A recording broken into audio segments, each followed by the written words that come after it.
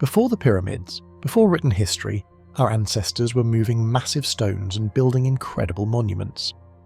These structures have stood for thousands of years, and many still puzzle us today. The Turkish riddle. Picture this.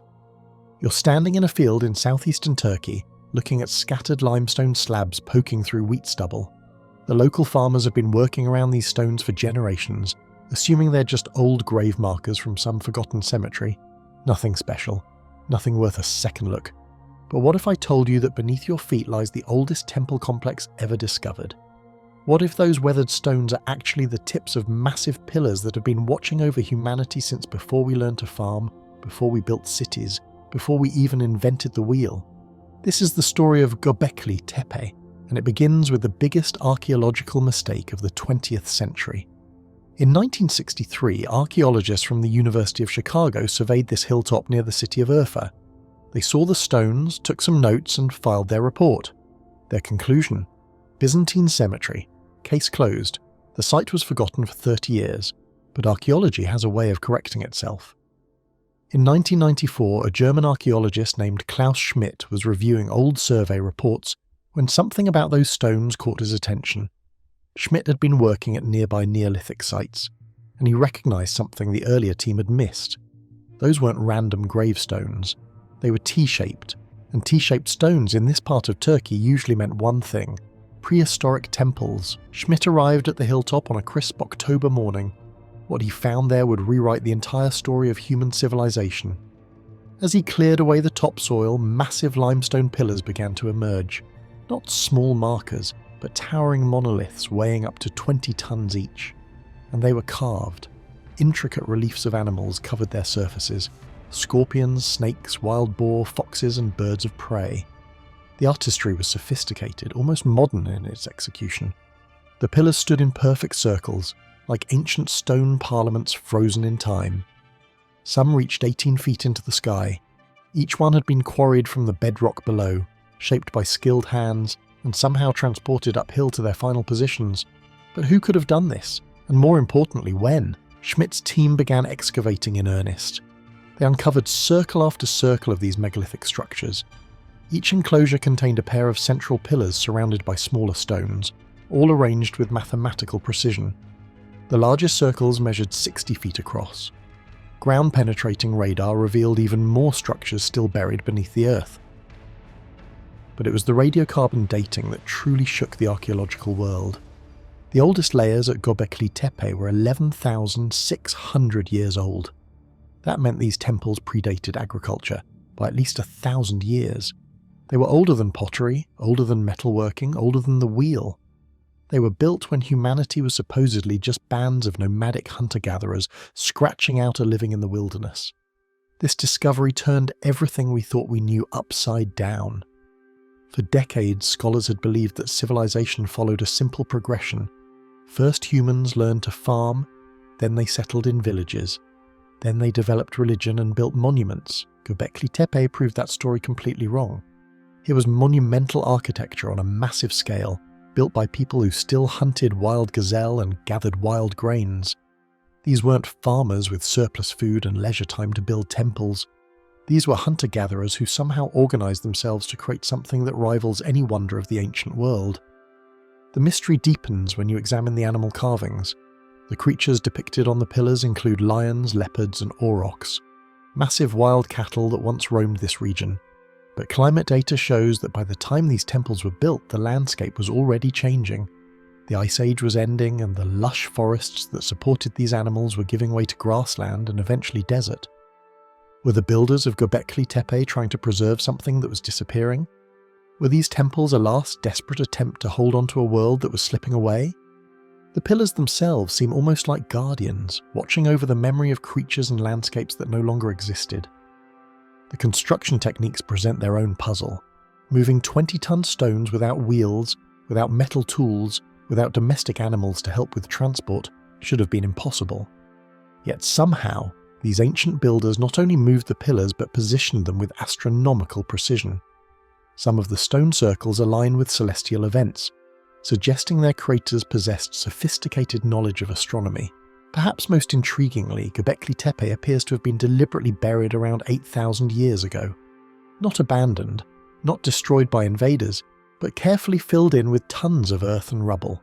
Someone decided to hide these temples from the world, and they did such a thorough job that the site remained concealed for millennia.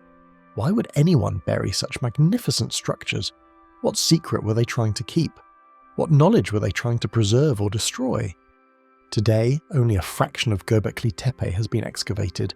Schmidt estimated that the visible ruins represent just 5% of the total site. Dozens more stone circles lie buried beneath the artificial hill, waiting to reveal their secrets. Each new discovery raises more questions than it answers, adding layers to a mystery that grows deeper with every shovel full of earth. The Turkish farmers who worked these fields for centuries had no idea they were tending the world's oldest temple. But perhaps that's fitting. Göbekli Tepe has always been a place of hidden truths, a riddle written in stone by people whose names we'll never know, but whose achievements still take our breath away. Stones in the desert. You've heard of Stonehenge, everyone has. Those massive trilithons rising from the English countryside have captured imaginations for centuries, becoming the poster child for ancient astronomy and prehistoric achievement. But what if I told you that thousands of miles away in the heart of the Sahara Desert stands a stone circle that makes Stonehenge look like a latecomer to the party? Welcome to Nabta Playa, a site so remote that most archaeologists had never heard of it until the 1970s. Hidden beneath the shifting sands of southern Egypt, just 100 kilometers west of the Nile, lies what may be the world's first astronomical observatory, and it predates Britain's famous monument by over 2,000 years. Like Stonehenge, Nabta Playa is a stone circle, but that's where the similarities end and the real story begins. Where Stonehenge sits in rolling green hills, Nabta Playa occupies one of Earth's most hostile environments. The Sahara here receives less than 1 millimetre of rain per year. Temperatures soar past 50 degrees Celsius in summer. It's a landscape that seems incapable of supporting any life, let alone a complex civilization capable of building astronomical monuments. Yet here stands a circle of megalithic stones carefully arranged in patterns that would make the builders of Stonehenge proud. The main circle measures about 12 feet across, smaller than its British cousin, but no less sophisticated. Within this outer ring, 6 upright stones form an inner circle, while 29 additional stones create alignments that stretch across the desert floor like ancient surveyors' marks. The discovery of Nabta Playa reads like an adventure novel. In 1973, American archaeologist Fred Wendorf was leading an expedition to study early settlements along the Nile when a sandstorm forced his team to take shelter. When the storm passed, they found themselves in an area they'd never explored before. Scattered across the landscape were pottery fragments, stone tools, and something that made Wendorf's pulse quicken. Large stones arranged in clearly deliberate patterns. What Wendorf had stumbled upon was not just another Neolithic settlement, but evidence of a sophisticated culture that thrived here 7,000 years ago, when this desert was a green savanna dotted with lakes. Back then, the Sahara pulsed with life.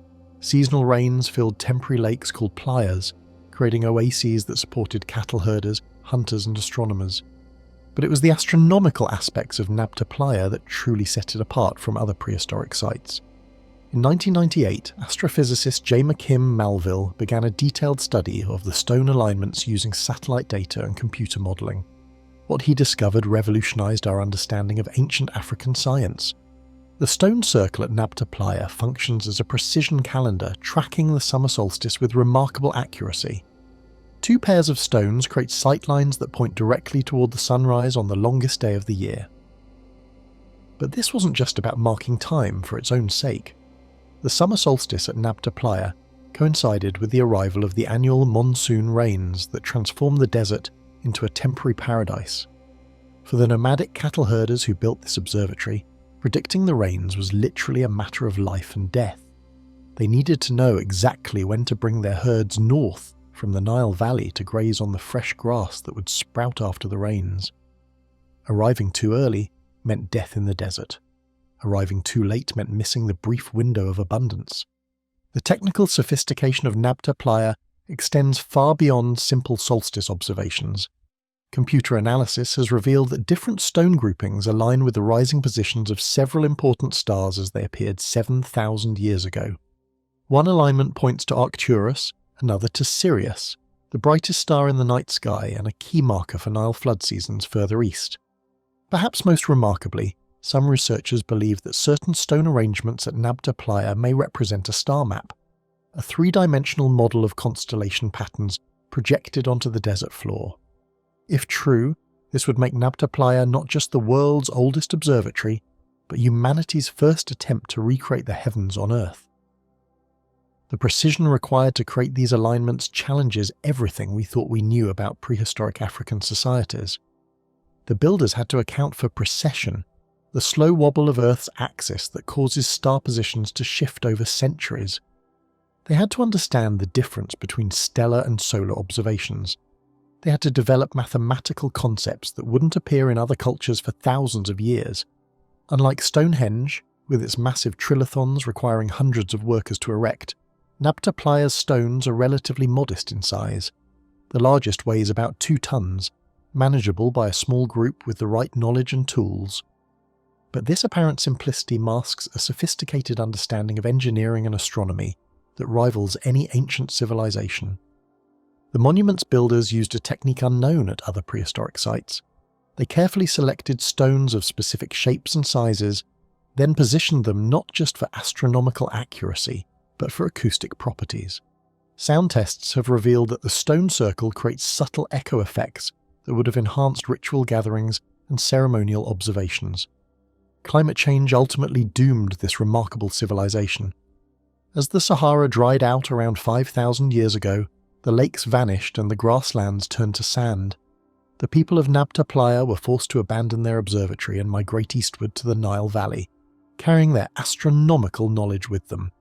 Some researchers believe this migration may have contributed to the rise of ancient Egyptian civilization, with its own sophisticated calendar systems and astronomical alignments. Today, Nabta Playa sits forgotten in one of Earth's most remote locations. Unlike Stonehenge with its millions of visitors, this older and arguably more sophisticated monument receives perhaps a few hundred archaeology enthusiasts each year. The stones themselves have been moved to a museum in Aswan for protection, leaving only concrete markers in the desert to show where humanity first learned to read the stars. The forgotten brother. Imagine being the younger sibling of the most famous person in the world. Everything you do gets compared to your older brother's achievements. Every discovery you make is measured against their success. Your own remarkable talents are overshadowed by their celebrity. This is the story of Karahan Tepe, the forgotten brother of Göbekli Tepe. In 1997, Turkish archaeologist Bahattin Selik was walking across the hills of southeastern Turkey when he spotted something that made him stop in his tracks. Scattered across a limestone plateau were fragments of carved stone, pieces that looked remarkably similar to what Klaus Schmidt was uncovering at Göbekli Tepe, just 46 kilometers away. Çelik had found another massive Neolithic temple complex, one that would prove to be even older than its famous neighbour. But here's where the human drama begins. While Göbekli Tepe captured the world's attention and became a UNESCO World Heritage Site, Karahan Tepe remained untouched for over 20 years. The site sat waiting, forgotten by everyone except local farmers who occasionally found strange carved stones while ploughing their fields. These farmers had no idea they were disturbing the work of humanity's earliest architects. When excavations finally began in 2019, the archaeologists weren't prepared for what they found. This wasn't just another Göbekli Tepe. Karahan Tepe had its own personality, its own artistic vision, its own story to tell about the people who built it 11,400 years ago. The first thing that struck the excavation team was the intimate nature of the site. Where Göbekli Tepe's circles are open to the sky, many of Karahan Tepe's chambers are enclosed, carved directly into the bedrock. These weren't spaces for large gatherings of hundreds of people. These were intimate rooms, designed for smaller groups, perhaps for the most sacred rituals that only a select few were allowed to witness. As the archaeologists carefully removed thousands of years of accumulated earth, they began to uncover something unprecedented in prehistoric art: human faces. Not the abstract symbols and animal carvings that dominate Göbekli Tepe, but realistic portrayals of the people who built this place. For the first time in history, we could look into the eyes of our Neolithic ancestors. The most remarkable discovery came in the form of a life-sized figure carved from the living rock. The sculpture shows a seated person, possibly male, holding what appears to be his phallus, a bold representation of fertility and creation that speaks to the deeply human concerns of these ancient builders. The level of artistic skill required to create such a realistic figure challenges everything we thought we knew about the capabilities of hunter-gatherer societies. But it's not just the artistic quality that makes this sculpture extraordinary. It's what it tells us about the people who created it. This figure wasn't made to intimidate or inspire fear, like so many ancient religious monuments. It was carved with compassion, with understanding of human vulnerability and desire. The face, though weathered by millennia, still conveys a sense of individual personality that makes you feel like you're meeting a real person from the deep past. The excavation team has uncovered evidence that suggests Karahan Tepe served a different social function than its more famous neighbour. While Göbekli Tepe appears to have been a gathering place for multiple hunter-gatherer groups across the region, Karahan Tepe seems more personal, more connected to the daily lives of the people who used it. Archaeological evidence shows that people actually lived at Karahan Tepe, not just visited it for ceremonies. The site contains residential areas with hearths, storage pits, and workshops where stone tools were manufactured. This wasn't just a temple, it was a functioning community where the sacred and secular worlds intertwined in ways that would have been impossible at the more formal Göbekli Tepe. The human story becomes even more poignant when you consider the timing. Karahan Tepe was built during one of the most challenging periods in human history, when the last ice age was ending and the climate was changing rapidly. The people who carved these chambers were dealing with the same anxieties that face us today. Uncertainty about the future, questions about their place in a changing world, the need to create meaning and beauty in the face of hardship. Recent discoveries have revealed that the builders of Karahan Tepe had developed sophisticated techniques for working with stone that wouldn't appear elsewhere for thousands of years. They carved channels and basins into the bedrock, creating systems for collecting and directing water. They shaped architectural features that show an understanding of acoustics and lighting that rivals modern design principles. Perhaps most touching of all are the small personal details scattered throughout the site. Handprints pressed into clay surfaces, as if someone wanted to leave a permanent record of their presence. Carved niches that once held offerings or personal belongings. Stone surfaces smoothed by countless hands over generations of use. These details remind us that Karahan Tepe wasn't built by some mysterious lost civilization with advanced technology. It was created by people just like us, with the same hopes, fears, and creative impulses that drive human achievement today. They were dealing with the fundamental questions of existence. Who are we? Why are we here? How do we create meaning in an uncertain world? The tragedy is that we almost missed this extraordinary human story entirely. If not for Bahattin Selik's sharp eyes during that walk in 1997, if not for the determination of Turkish archaeologists to finally begin excavations in 2019, Karahan Tepe might have remained buried forever, its human faces hidden beneath the earth, its stories untold. Today, as excavations continue, each new discovery adds another chapter to our understanding of these remarkable people. They weren't just building monuments. They were creating the first communities, developing the first art traditions, asking the first philosophical questions that would define human civilization for millennia to come. Karahan Tepe may be the forgotten brother, but its story is ultimately more intimate, more human than its famous sibling. Here, carved in stone, are the faces and hands of people who dared to dream of permanence in a world of constant change. Walls that shouldn't exist.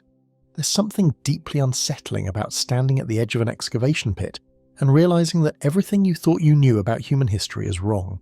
That's exactly what happened in 1952 when British archaeologist Kathleen Kenyon first looked down into the trenches at Tel es Sultan, the ancient mound that once was Jericho.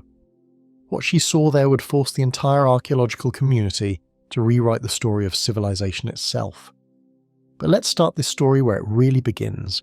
Not with Kenyon's famous excavations, but 45 years earlier with two German archaeologists who thought they were looking for something completely different. Ernst Sellin and Karl Watzinger arrived in Palestine in 1907 with a specific mission: find evidence of the biblical walls of Jericho that supposedly came tumbling down at the sound of Joshua's trumpets. What they found instead was far more extraordinary than any biblical story. As their workers dug through layer after layer of ancient occupation, they uncovered walls, yes, but not from the time of the Israelites. These walls were impossibly old, built by people who supposedly didn't have the knowledge or social organization to build defensive fortifications. The stones were massive, fitted together with precision that would make modern masons proud. But according to everything archaeologists believed in 1907, these walls shouldn't exist. The problem wasn't just their age, it was what they represented about the people who built them. City walls aren't just piles of stone, they're evidence of complex social organisation, of coordinated labour involving hundreds of people, of leadership structures capable of organising massive construction projects. They're proof of settled communities with enough surplus resources to invest in long-term defensive strategies. In short, they're evidence of civilization. But the walls at Jericho were 10,000 years old. They predated the pyramids by 5,000 years. They predated Stonehenge by 5,000 years. They even predated agriculture in most parts of the world. How could hunter-gatherers have built something that required the social complexity of a city-state? The German excavation ended in 1911, leaving behind more questions than answers. For the next 4 decades, the walls of Jericho remained an archaeological puzzle that nobody could solve. Then came Kathleen Kenyon, a woman who would revolutionize not just our understanding of Jericho, but our entire conception of prehistoric human capabilities. Kenyon arrived at Tel es-Sultan with something the German excavators had lacked: modern archaeological techniques and, more importantly, an open mind about what prehistoric people might have been capable of achieving. Between 1952 and 1958, she systematically excavated the ancient mound, using precise grid systems and careful stratigraphic recording that allowed her to piece together the site's complex history. What emerged from Kenyon's excavations was the story of a community unlike anything archaeologists had imagined possible. The earliest inhabitants of Jericho weren't just building walls, they were creating the world's first urban settlement. These people, who called themselves by names we'll never know, had solved problems that would challenge any modern city planner. The walls themselves were just the beginning. Kenyon discovered that the builders had constructed a massive stone tower, 30 feet high and 30 feet in diameter, built against the inside of the city wall. The tower contained an internal staircase with 22 stone steps leading to the top. The precision of the construction was breathtaking, each stone carefully shaped and fitted, the staircase perfectly aligned, the entire structure built to last millennia. But who are these master builders? Kenyon's excavations revealed a community of remarkable sophistication. They lived in round houses built of mud brick on stone foundations. They created elaborate burial practices, carefully interring their dead beneath the floors of their homes, but first removing the skulls, which they covered with plaster and painted to recreate the features of the deceased.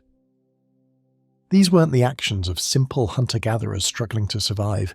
These were people with complex religious beliefs, artistic traditions, and deep emotional connections to their ancestors.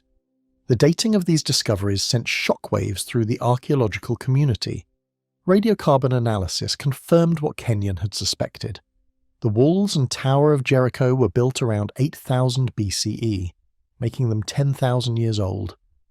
This meant that complex urban planning, monumental architecture, and sophisticated social organisation had emerged thousands of years earlier than anyone had thought possible. Perhaps most remarkably, these achievements occurred during what archaeologists call the pre-pottery Neolithic period. These people were building massive stone fortifications before they had learned to make fired pottery. They were creating urban settlements before they had domesticated animals beyond the dog. They were organising complex construction projects before they had developed the wheel. The implications were staggering. If people in Jericho could build walls and towers 10,000 years ago, what other assumptions about prehistoric human capabilities might be wrong? How many other impossible archaeological sites around the world might actually be evidence of sophisticated prehistoric civilizations? The human drama behind these achievements becomes even more poignant when you consider the environmental challenges these people faced.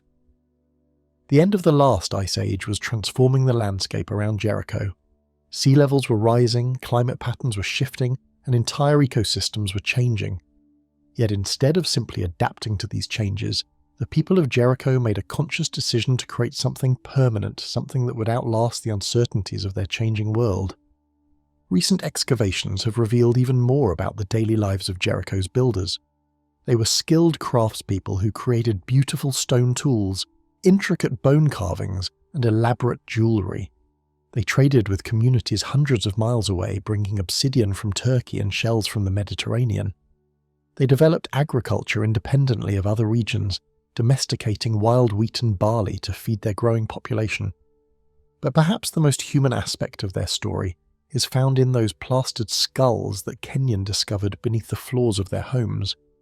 Each skull was individually modelled, with clay used to reconstruct facial features and shells placed in the eye sockets.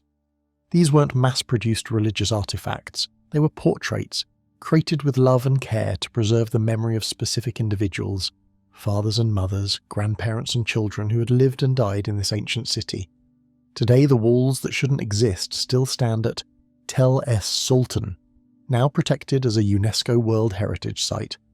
Visitors can walk along the same stone foundations that 10,000-year-old hands laid with such precision climb the same tower steps that ancient feet wore smooth, and stand where the world's first city builders once gathered to plan their impossible dream of permanence in a world of constant change. The Great Cairn. Sometimes the most important discoveries happen by accident, not in dusty archives or careful excavation grids, but in the roar of bulldozers and the crash of falling stones. In May 1955, a contractor in Brittany thought he'd struck gold. He'd bought what looked like a hill covered in loose rocks, planning to harvest the stone for road construction. Easy money, he figured. Just level the mound and sell the gravel. The first explosion tore through the morning air, sending chunks of granite flying across the Breton countryside. But instead of revealing the expected pile of rubble, the blast opened a gaping wound in the hillside. Inside, the workers glimpsed something that made them stop their machines and stare. Stone walls, carefully fitted blocks, and behind those walls dark chambers that seemed to disappear into the heart of the mound.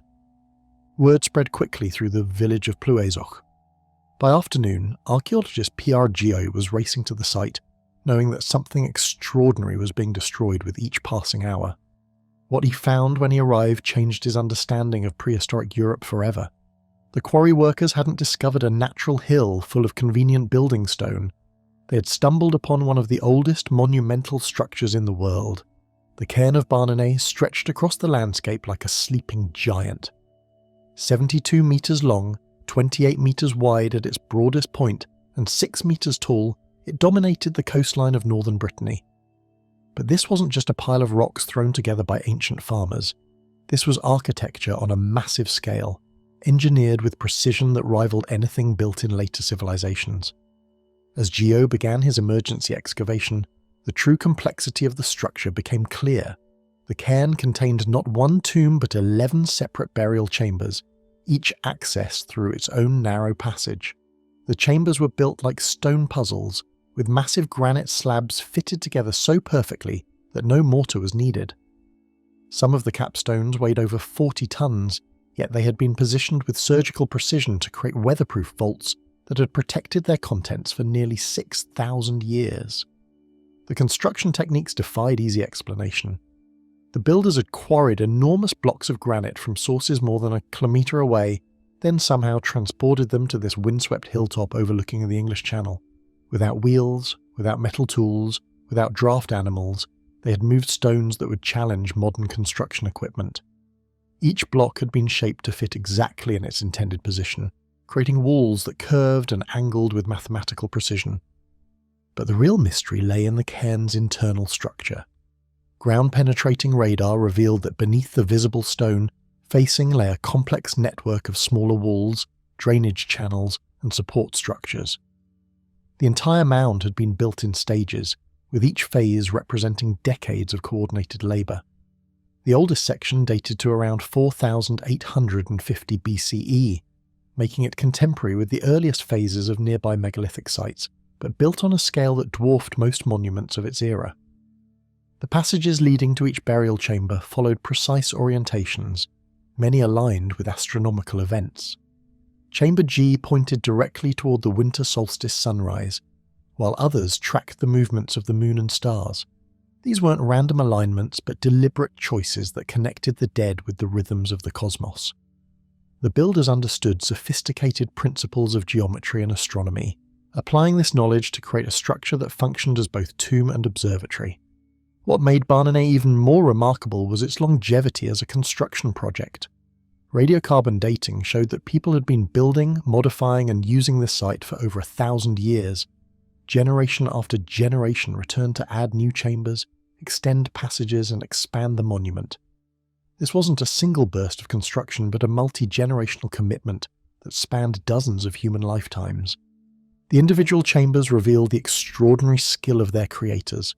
Chamber H contained walls decorated with intricate carvings, axes, serpentine designs, and mysterious cup marks that seemed to map constellations.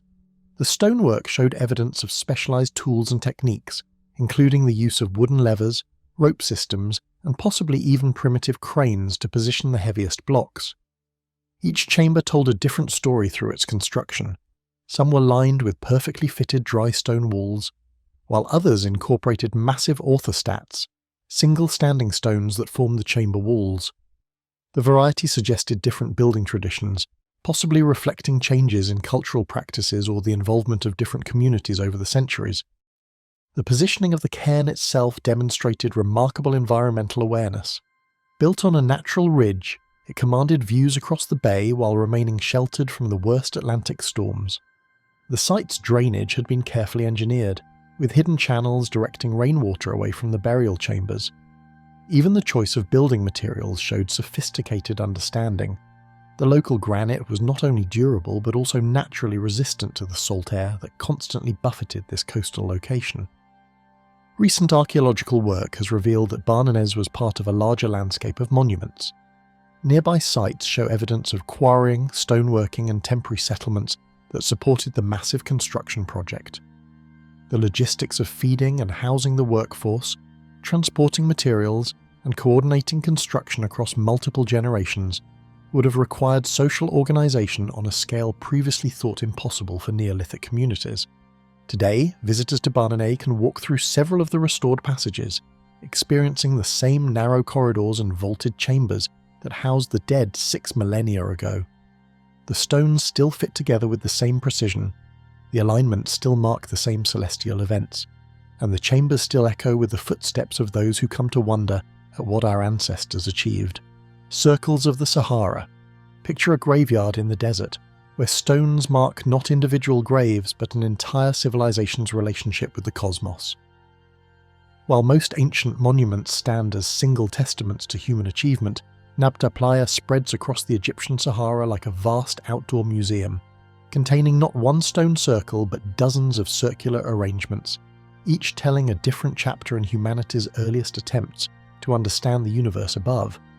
The casual observer might mistake Nabta Playa for just another archaeological site with a famous stone circle, but step back and survey the full landscape, and you'll discover something far more complex and mysterious. This isn't simply a prehistoric Stonehenge in the sand, it's an entire ceremonial landscape that stretches for miles, containing over 30 distinct megalithic structures that transform our understanding of what ancient people could accomplish. Fred Wendorf, the archaeologist who first mapped this remarkable complex in the 1970s, described walking through what felt like an ancient city built entirely of stone arrangements. Unlike the focused grandeur of Britain's single stone circle, Nabta Playa presents visitors with a bewildering array of different circular structures, each with its own purpose and astronomical alignment. Some circles measure just a few feet across, while others span dozens of meters. Some contain carefully arranged burial chambers, while others seem designed purely for celestial observation. The most famous circle, the one that draws comparisons to Stonehenge, sits near the centre of this megalithic complex. But venture beyond this well-known monument, and you'll find yourself in what archaeologists call the Valley of Sacrifices, a shallow depression that contains the densest concentration of stone circles found anywhere in the world. Here, at least 10 major circular structures create a landscape that must have buzzed with ritual activity 7,000 years ago. Each circle in this valley follows a different architectural plan, as if ancient engineers were experimenting with various designs for different purposes. Circle A contains a central burial pit surrounded by standing stones arranged in perfect cardinal directions. Circle B features concentric rings with gaps that align to specific star positions. Circle C incorporates large flat slabs that create acoustic chambers for amplifying sound during ceremonies. But perhaps the most intriguing discovery at Nabta Playa lies not in the circles themselves, but in what archaeologists found buried beneath them. Deep underground excavations have revealed what Wendorf described as complex structures, massive megalithic chambers built entirely below ground level. These underground monuments required moving stones weighing up to 9 tons each, then carefully arranging them in precise patterns before burying the entire structure under tons of sand and smaller rocks.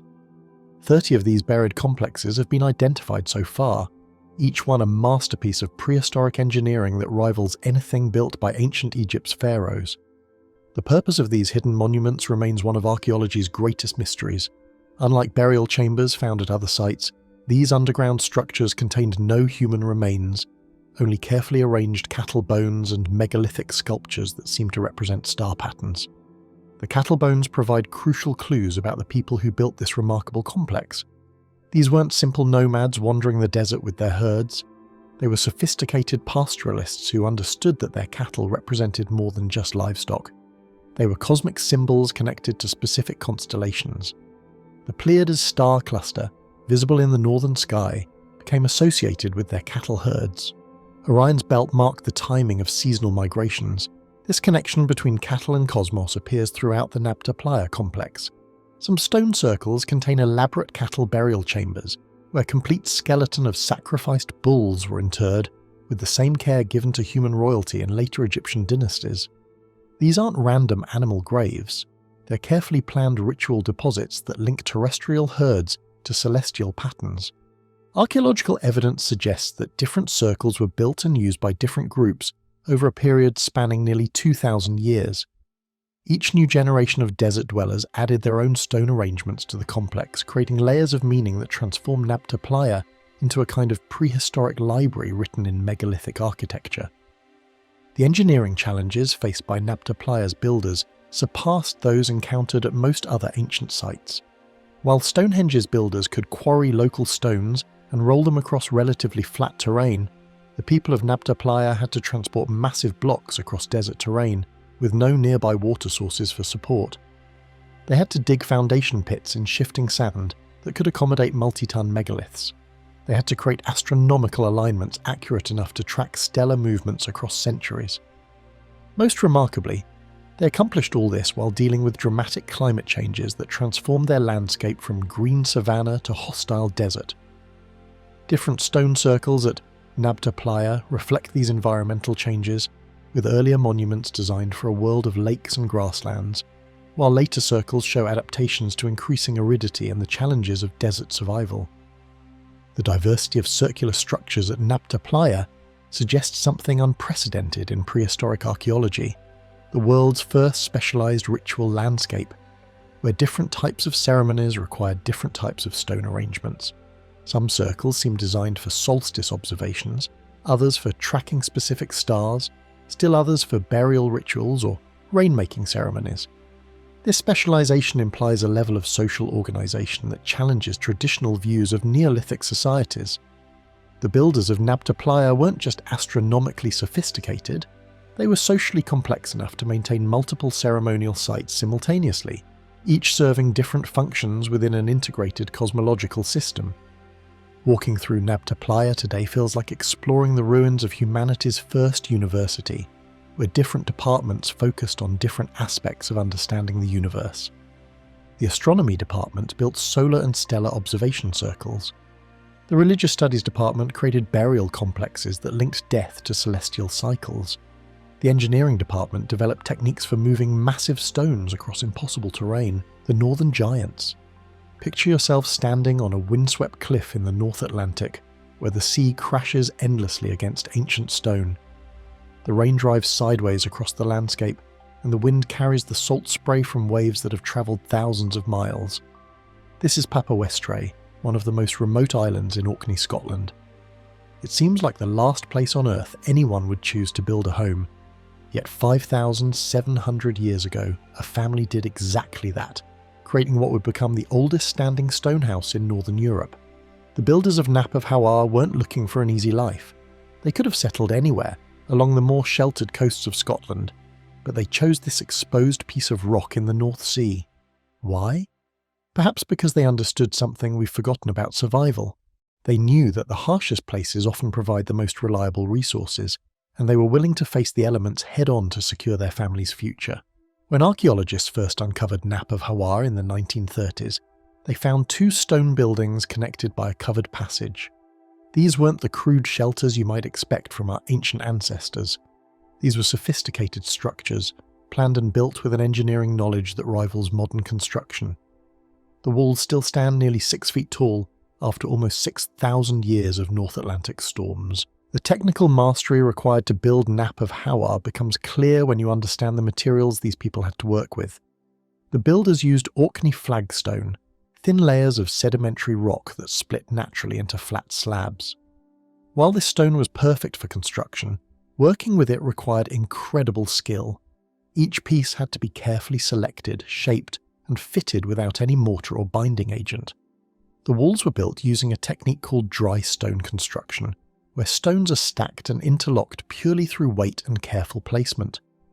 This method creates structures that are actually stronger than those built with mortar, because they can flex and move with ground settlement and seasonal changes without cracking. The builders of Nap of Hawar had mastered this technique thousands of years before it became common elsewhere in Europe. But the real genius of Nap of Hawar isn't just in how it was built, but how it was designed for the people who lived there. The larger of the 2 buildings served as the main living space, with a central hearth surrounded by stone benches and sleeping areas. The smaller building was used for storage and workshops. The connecting passage allowed the family to move between buildings during the worst weather without stepping outside. Archaeological evidence tells us about the daily life of the people who called this place home.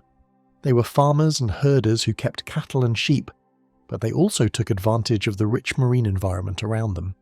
Excavations have revealed the bones of seabirds, fish, and marine mammals, showing that the family supplemented their diet with resources from the sea. The woman of the house ground grain on stone querns, baked bread in clay ovens, and stored food in carefully crafted pottery vessels. The man worked flint and stone into tools, maintained the buildings, and cared for the livestock. Children played with toys carved from bone and learned the skills they would need to survive in this challenging environment. What makes their story so remarkable is how they turned limitations into advantages. The constant wind that made life difficult also provided a way to dry and preserve food. The stone that was hard to work with also provided perfect insulation from the cold. The isolation that made trade difficult also protected them from conflicts and diseases that might have affected mainland communities. The technical innovations at Nap of Hawar extended beyond basic construction. The builders created drainage systems to handle the heavy rainfall, using carefully placed stones to channel water away from the buildings. They built storage pits lined with stone slabs to keep grain dry and protected from rodents. They even created built-in furniture, carving sleeping benches and work surfaces directly from the bedrock. Perhaps most impressive of all, they solved the problem of lighting in a world without windows. The buildings were designed with carefully angled doorways that maximized natural light while minimizing heat loss. Stone lamps burning animal fat provided additional illumination during the long winter months, and the placement of these lamps was planned to create the most efficient lighting for different activities. The people of Nap of Hawar lived through nearly 1,000 years of changing climate and social conditions. Radiocarbon dating shows the site was continuously occupied from 3,700 to 2,800 BCE, meaning that multiple generations of the same family called this place home. They passed down their building techniques, their farming knowledge, and their understanding of how to thrive in one of Europe's most challenging environments. When the last family finally abandoned Nap of Hawar, they left behind a legacy that would influence architecture for thousands of years. The dry stone construction techniques they perfected spread throughout northern Britain and became the foundation for countless buildings. The layout and design of their homes can be seen in later settlements across Orkney, including the famous village of Sahara. Today, visitors to Nap of Hawar can still walk through the same doorways used by those ancient families. They can sit on the same stone benches where children once learned to work flint, where parents planned the next day's work, where families gathered around the hearth on cold winter nights. The buildings stand as a testament to human ingenuity and determination, proof that our ancestors were not primitive cave dwellers, but skilled engineers and thoughtful planners. In a world where we often feel disconnected from our past, Nap of Hawar reminds us that the basic human needs for shelter, security and community have remained unchanged for thousands of years. The northern giants who built these homes weren't so different from us after all. Village of stone. Some discoveries happen when you're looking for them. Others wait patiently beneath the earth until the right moment arrives to reveal themselves. And then, there are those that announce their presence with such dramatic force that they cannot be ignored. Skara Brae belongs to the last category, emerging from the sand dunes of Orkney in 1850 like a lost memory suddenly returned. The story begins with William Watt, a local landowner who woke up one morning to find that nature had completely rewritten his landscape overnight. A violent winter storm had battered the Orkney Islands with unprecedented fury, stripping away centuries of accumulated sand and vegetation from a grassy mound near his estate at Scale Bay. What the storm revealed was extraordinary. The stone walls of ancient houses, perfectly preserved, as if their inhabitants had simply stepped out for a moment and never returned. Watt was no archaeologist, but he understood that he was looking at something remarkable. These weren't just random stone foundations. These were complete homes with furniture still in place, tools still on the shelves, personal belongings scattered across the floors. It was as if he'd found a Neolithic Pompeii, frozen in time but preserved by sand instead of volcanic ash. What Watt had discovered was the most complete Neolithic village in Europe, a place where 50 families had lived for over 600 years, from roughly 3200 BC until around 2500 BC. These people had built their homes before the Great Pyramids of Egypt were constructed, before Stonehenge was erected.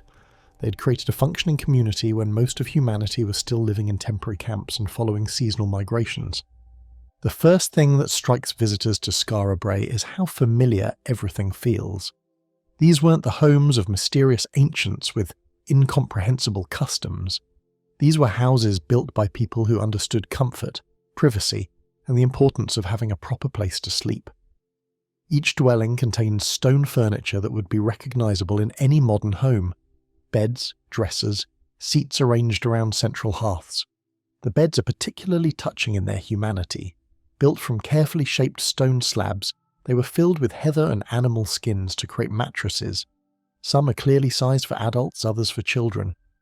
You can still see the slight depressions worn into the stone by generations of sleepers. In some houses, the beds are positioned to take advantage of the warmth radiating from the central hearth, showing that these ancient builders understood the principles of comfort that we still follow today. The stone dressers that dominate each house tell us even more about daily life. These weren't crude shelves, but carefully crafted storage units with multiple compartments for different possessions. Archaeologists have found evidence that the residents used these dressers to display their most precious items: carved stone balls, decorated pottery, personal ornaments made from bone and shell. These people cared about beauty, about showing off their finest possessions to visitors. Perhaps most remarkably, each house has a primitive but effective plumbing system. Stone-lined drains carried waste away from the living areas, and the entire village was connected to a sophisticated sewage system that channeled waste into the nearby bay. This level of urban planning wouldn't appear again in Europe for thousands of years. The workshops attached to some houses reveal a community of skilled craftspeople. Archaeological evidence shows that the residents of Skara Brae were accomplished metal workers, potters, and stone carvers. They created tools not just for survival, but for artistic expression. They made jewellery, decorative objects, and ceremonial items that speak to a culture that valued beauty as much as practicality. But it's the small personal details that make Skara Brae so moving. In one house, archaeologists found a collection of carefully arranged shells and pebbles, a child's collection of treasures. In another, they discovered grooved pottery vessels that still showed fingerprints from their makers. The stone floors are worn smooth not by weather but by the daily passage of human feet over generations. The mystery that haunts Skara Brae is why it was abandoned. The evidence suggests that the villagers left suddenly, perhaps fleeing some approaching threat. Valuable objects were left behind, beads scattered on floors, tools abandoned in workshops, food left in storage areas. Whatever caused them to leave was urgent enough that they couldn't take time to pack their most precious possessions. Some archaeologists believe that sand began to encroach on the village, making life increasingly difficult as it filled doorways and covered walkways. Others suggest that climate change or social upheaval forced the community to relocate. The truth is that we may never know what caused 50 families to abandon homes their ancestors had occupied for 6 centuries.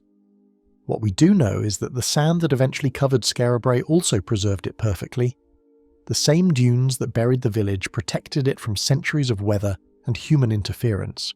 The organic materials that would have decayed elsewhere, wooden furniture, leather goods, textile fragments, were preserved in the oxygen-free environment beneath the sand. When modern archaeologists began systematic excavation in the 20th century, they found a community frozen at the moment of departure. Cooking pots still contained the remains of ancient meals. Storage areas held carefully preserved seeds and grain. Personal ornaments lay scattered where they had been dropped in the rush to leave. Recent discoveries have revealed that Skara Brae was not an isolated settlement, but part of a larger Neolithic landscape that included ceremonial monuments and other villages. The residents were part of a sophisticated society that traded across great distances, bringing exotic materials from as far away as the Alps to create their tools and decorations. The people of Skara Brae lived through some of the most important developments in human history: the spread of farming, the development of pottery, the beginnings of metalworking. They were witnesses to humanity's transformation from hunter-gatherers to settled agriculturalists, and their village represents one of the most successful early experiments in community living. Today, visitors can walk through the same doorways that Neolithic families used 5,000 years ago, sit in the same stone chairs where they gathered around their hearths, and touch the same walls that sheltered generations of human dreams and daily routines. The sacred mountain. There are moments in archaeology when you realise you're looking at something that shouldn't exist, not because it's impossible, but because it appears in the wrong place at the wrong time, challenging everything we think we know about how ancient civilizations developed. In 1954, archaeologist Santo Tine faced exactly such a moment when he uncovered what looked like a Mesopotamian ziggurat rising from the Italian countryside. Monte da Codi sits in the plains of northern Sardinia, about 10 kilometers from the city of Sassari. For centuries, locals had known it as simply the Mound, an artificial hill covered in grass and wildflowers that seemed perfectly natural to anyone passing by. But when excavations began in the early 1950s, what emerged from beneath that innocent-looking hill challenged the entire understanding of prehistoric European architecture. Layer by layer, Tine's team uncovered a massive stepped pyramid, complete with a ceremonial ramp leading to a flat platform at its summit. The structure measured 36 meters long, 29 meters wide, and stood nearly 10 meters tall. But this wasn't just any pyramid. It was built in a style that archaeologists recognized immediately from thousands of miles away in ancient Mesopotamia. Monte da Codi was Europe's only ziggurat. The comparison to Mesopotamian temple complexes is unavoidable and deeply troubling to conventional archaeology. Ziggurats were the architectural signature of ancient civilizations like Babylon and Ur, massive step towers that served as temples and astronomical observatories in the Fertile Crescent between the Tigris and Euphrates rivers. They represented the pinnacle of Bronze Age urban civilization, built by complex societies with sophisticated engineering knowledge and vast human resources. Yet here was an identical structure, built around 4000 BCE by the Ozieri culture of Sardinia, a people who were supposed to be simple farmers and herders living in scattered villages. The Monte da Codi pyramid predated the famous ziggurats of Mesopotamia by over 1,000 years. If anything, the Middle Eastern structures were copying the Sardinian original, not the other way around. The mystery deepens when you examine the construction techniques. Like its Mesopotamian cousins, Monte da Codi was built using a core of stone rubble faced with carefully dressed limestone blocks. The ceremonial ramp that leads to the summit follows the same proportional relationships found in later ziggurats, creating a processional pathway designed for ritual ceremonies. The platform at the top contained traces of a temple structure, complete with altars and offering tables carved from single blocks of stone. But Monte da Codi differs from Mesopotamian ziggurats in crucial ways that make it even more extraordinary. Where the Middle Eastern structures were built in urban centres surrounded by dense populations, the Sardinian pyramid rises in isolation from what was essentially empty landscape. The Ozieri people who built it lived in scattered settlements across the island, coming together for construction projects that required coordination on a scale that shouldn't have been possible for their level of social organisation. Archaeological evidence reveals that Monte da Codi wasn't built all at once, but evolved over centuries. The original structure, dating to around 4000 BCE, was a simpler stepped platform. Around 3500 BCE, the monument was dramatically expanded and redesigned, with the addition of the great ceremonial ramp and the enlargement of the summit temple. This later phase shows clear similarities to developments happening simultaneously in Mesopotamia. The question that haunts archaeologists is how this architectural knowledge could have travelled between such distant regions in an age before written language, before wheeled transport, before organised long-distance trade networks. The conventional explanation is a convergent evolution, the idea that similar environmental pressures led different cultures to develop similar solutions independently. But the architectural parallels between Monte da Codi and Mesopotamian ziggurats are so specific and detailed that pure coincidence seems unlikely. Recent excavations have revealed that Monte da Codi was surrounded by a complex ceremonial landscape that rivals anything found in the ancient Middle East.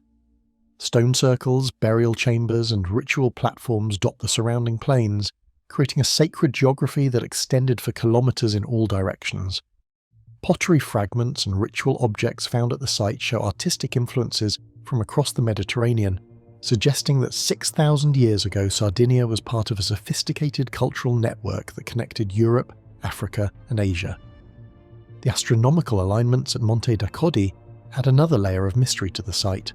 The ceremonial ramp points directly toward the summer solstice sunrise, while other features align with significant star positions and lunar cycles. These alignments required mathematical knowledge and observational skills that place the Ozieri culture among the most advanced astronomical civilizations of the ancient world. Perhaps most remarkably, the builders of Monte da Codi solved engineering problems that wouldn't be tackled elsewhere in Europe for thousands of years. The pyramid's core contains sophisticated drainage systems that prevent water damage, construction techniques that distribute weight evenly to prevent settling, and architectural features that create natural ventilation and lighting within the summit temple. The site also reveals evidence of advanced metallurgy, with copper tools and weapons found throughout the excavations. The Ozieri people were among Europe's earliest metalworkers, developing techniques for smelting and casting that allowed them to create the precision tools needed for their monumental construction projects. What makes Monte da Codi truly extraordinary is not just its architectural sophistication, but its longevity.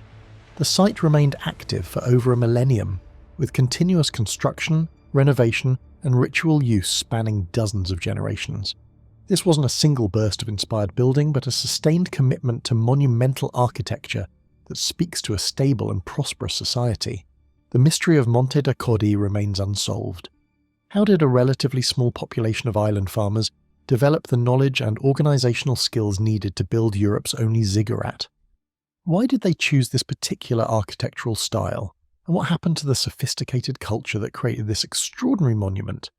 Today, visitors to Monte da Codi can climb the same ceremonial ramp used by Neolithic pilgrims 6,000 years ago, stand on the summit platform where ancient priests conducted rituals, and marvel at an architectural achievement that continues to challenge our understanding of prehistoric European civilization. Passage to eternity. Some discoveries happen by accident, others require years of painstaking excavation. But the most extraordinary archaeological revelations come to those who are willing to trust what ancient builders were trying to tell them across thousands of years. This is exactly what happened on a cold December morning in 1967, when Irish archaeologist Michael O'Kelly found himself standing alone inside a 5,000-year-old tomb, watching something impossible unfold in the darkness. O'Kelly had been excavating Newgrange for 5 years. The massive mound in Ireland's Boyne Valley had always intrigued archaeologists, but most assumed it was simply another passage tomb, a stone burial chamber covered with earth and rocks. These monuments were scattered across the Irish countryside, built by Neolithic farmers who wanted to honour their dead with impressive stone chambers. But Newgrange was different. It was huge, covering more than an acre and rising 40 feet above the surrounding landscape. More puzzling still was a strange stone box above the entrance, a feature that didn't appear on any other passage tomb. Local folklore called this opening the roof box, and for generations people had wondered what purpose it served. Most archaeologists dismissed it as decorative, or perhaps a way to let air into the tomb. But O'Kelly suspected something more sophisticated was at work. He had noticed that the roof box was aligned very precisely, pointing toward the southeast. On December 21st, 1967, the winter solstice, he decided to find out why. Standing inside the burial chamber that morning, O'Kelly watched as the first rays of sunlight crept through the roof box. What happened next would rewrite our understanding of prehistoric engineering and astronomy. A narrow beam of golden light began to travel down the 62-foot passage, moving slowly but deliberately toward the heart of the tomb. For exactly 17 minutes, the beam illuminated the chamber with perfect precision, lighting up the spiral carvings on the back wall before fading away as the sun moved higher in the sky. The implications were staggering. The builders of Newgrange hadn't just constructed a tomb, they had created a massive astronomical instrument. They had aligned the entire structure so that once a year, on the shortest day of winter, the sun would reach into the darkness and bring light to their sacred space. This wasn't accidental. Every stone, every measurement, every angle had been calculated to achieve this moment of perfect illumination. The engineering required for this achievement was extraordinary. Newgrange was built around 3200 BCE, making it older than Stonehenge and the Egyptian pyramids. Yet its builders had solved problems that would challenge modern architects. They had to calculate the exact position of the sunrise on the winter solstice, account for the changing angle of the sun over millennia, and construct a passage with tolerances measured in inches rather than feet. The sheer scale of the construction project reveals just how important this alignment was to its builders. The tomb required over 200,000 tons of stone, massive granite blocks hauled from quarries dozens of miles away. 97 enormous curbstones, each weighing several tons, were arranged in a perfect circle around the mound. The passage itself was lined with massive orthostats, standing stones that supported the weight of the entire structure above. But the true marvel was in the details. The roof box had to be positioned at exactly the right height and angle to catch the winter solstice sun. The passage floor was laid with a slight upward slope so the light beam could travel its full length. Even the chamber itself was designed with 3 recesses, allowing the light to illuminate different areas as it moved through its 17-minute journey. The precision of the construction becomes even more remarkable when you consider the tools available to Neolithic builders. They had no metal tools, no wheels, no pulleys.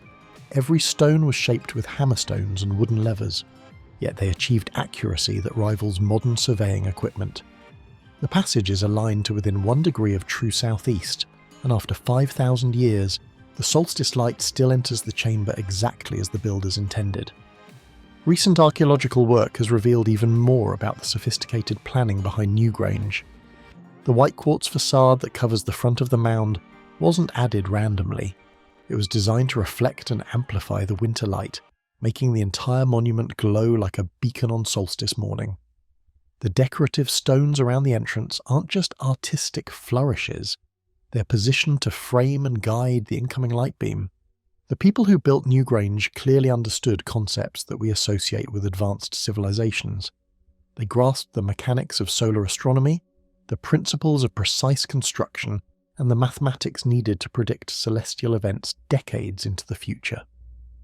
They organized massive labor projects involving hundreds of workers over many years. Most importantly, they created something designed to function perfectly not just for their own generation, but for thousands of years into the future. The interior of Newgrange reveals just as much sophistication as its solar alignment. The burial chamber is built with a technique called corbelling, where each successive layer of stones extends slightly further inward until they meet at the top, creating a dome-like ceiling. This construction method distributes the enormous weight of the mound above while creating a space that has remained completely waterproof for 50 centuries.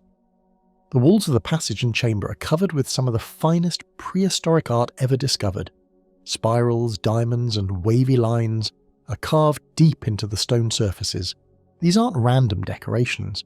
They're carefully planned compositions that interact with the solstice light, creating moving patterns of shadow and illumination as the sunbeam travels through the tomb. The bones found inside Newgrange tell us that only a select few were buried in this extraordinary monument. These weren't the remains of an entire community, but rather the cremated bones of perhaps a dozen individuals who held special significance for their people. The effort invested in creating their eternal resting place suggests these were leaders, priests or ancestors whose memory was so important that an entire community committed decades of labour to honouring them. What makes Newgrange even more extraordinary is that it wasn't built in isolation. The Boyne Valley contains dozens of similar monuments, creating a sacred landscape where the living and the dead existed in carefully planned harmony. The builders of these monuments were creating something far more complex than individual tombs. They were designing an entire ceremonial centre where communities could gather to witness the eternal dance between earth and sky. The Wheel of Ghosts. From above, it looks like a giant fingerprint pressed into the earth by an ancient god. Concentric circles of dark basalt stone spiral outward across the windswept plateau of the Golan Heights, creating a pattern so perfect it seems impossible that human hands could have shaped it 5,000 years ago. This is Rujum El Hiri, and until the 1960s, nobody knew it existed. The discovery came by accident, as so many great archaeological finds do. Israeli pilots flying routine missions over the newly captured Golan Heights spotted something strange in their aerial photographs. Below them, etched into the basalt landscape, was an enormous wheel of stone circles stretching 150 metres across. From ground level, the structure had remained invisible to human eyes for millennia. The rolling hills and scattered boulders had hidden its true nature. Only from the sky could anyone see what ancient builders had really created here. The locals had their own name for this place. They called it Rujum El Hiri, meaning stone heap of the wildcat in Arabic. But archaeologists would come to know it by a more haunting title, the Wheel of Ghosts. Some called it the Stonehenge of the Levant, though it predates Britain's famous circle by almost 1,000 years. What those first investigators found defied easy explanation. The monument consists of 7 concentric stone circles, each one carefully constructed from thousands of basalt boulders. These aren't small stones that a few people could move. Each basalt block weighs between 1 and 5 tons. The builders used over 42,000 of these massive stones, creating walls that in some places still stand 4 metres high after 5 millennia of weathering. The engineering precision becomes clear when you walk the circles.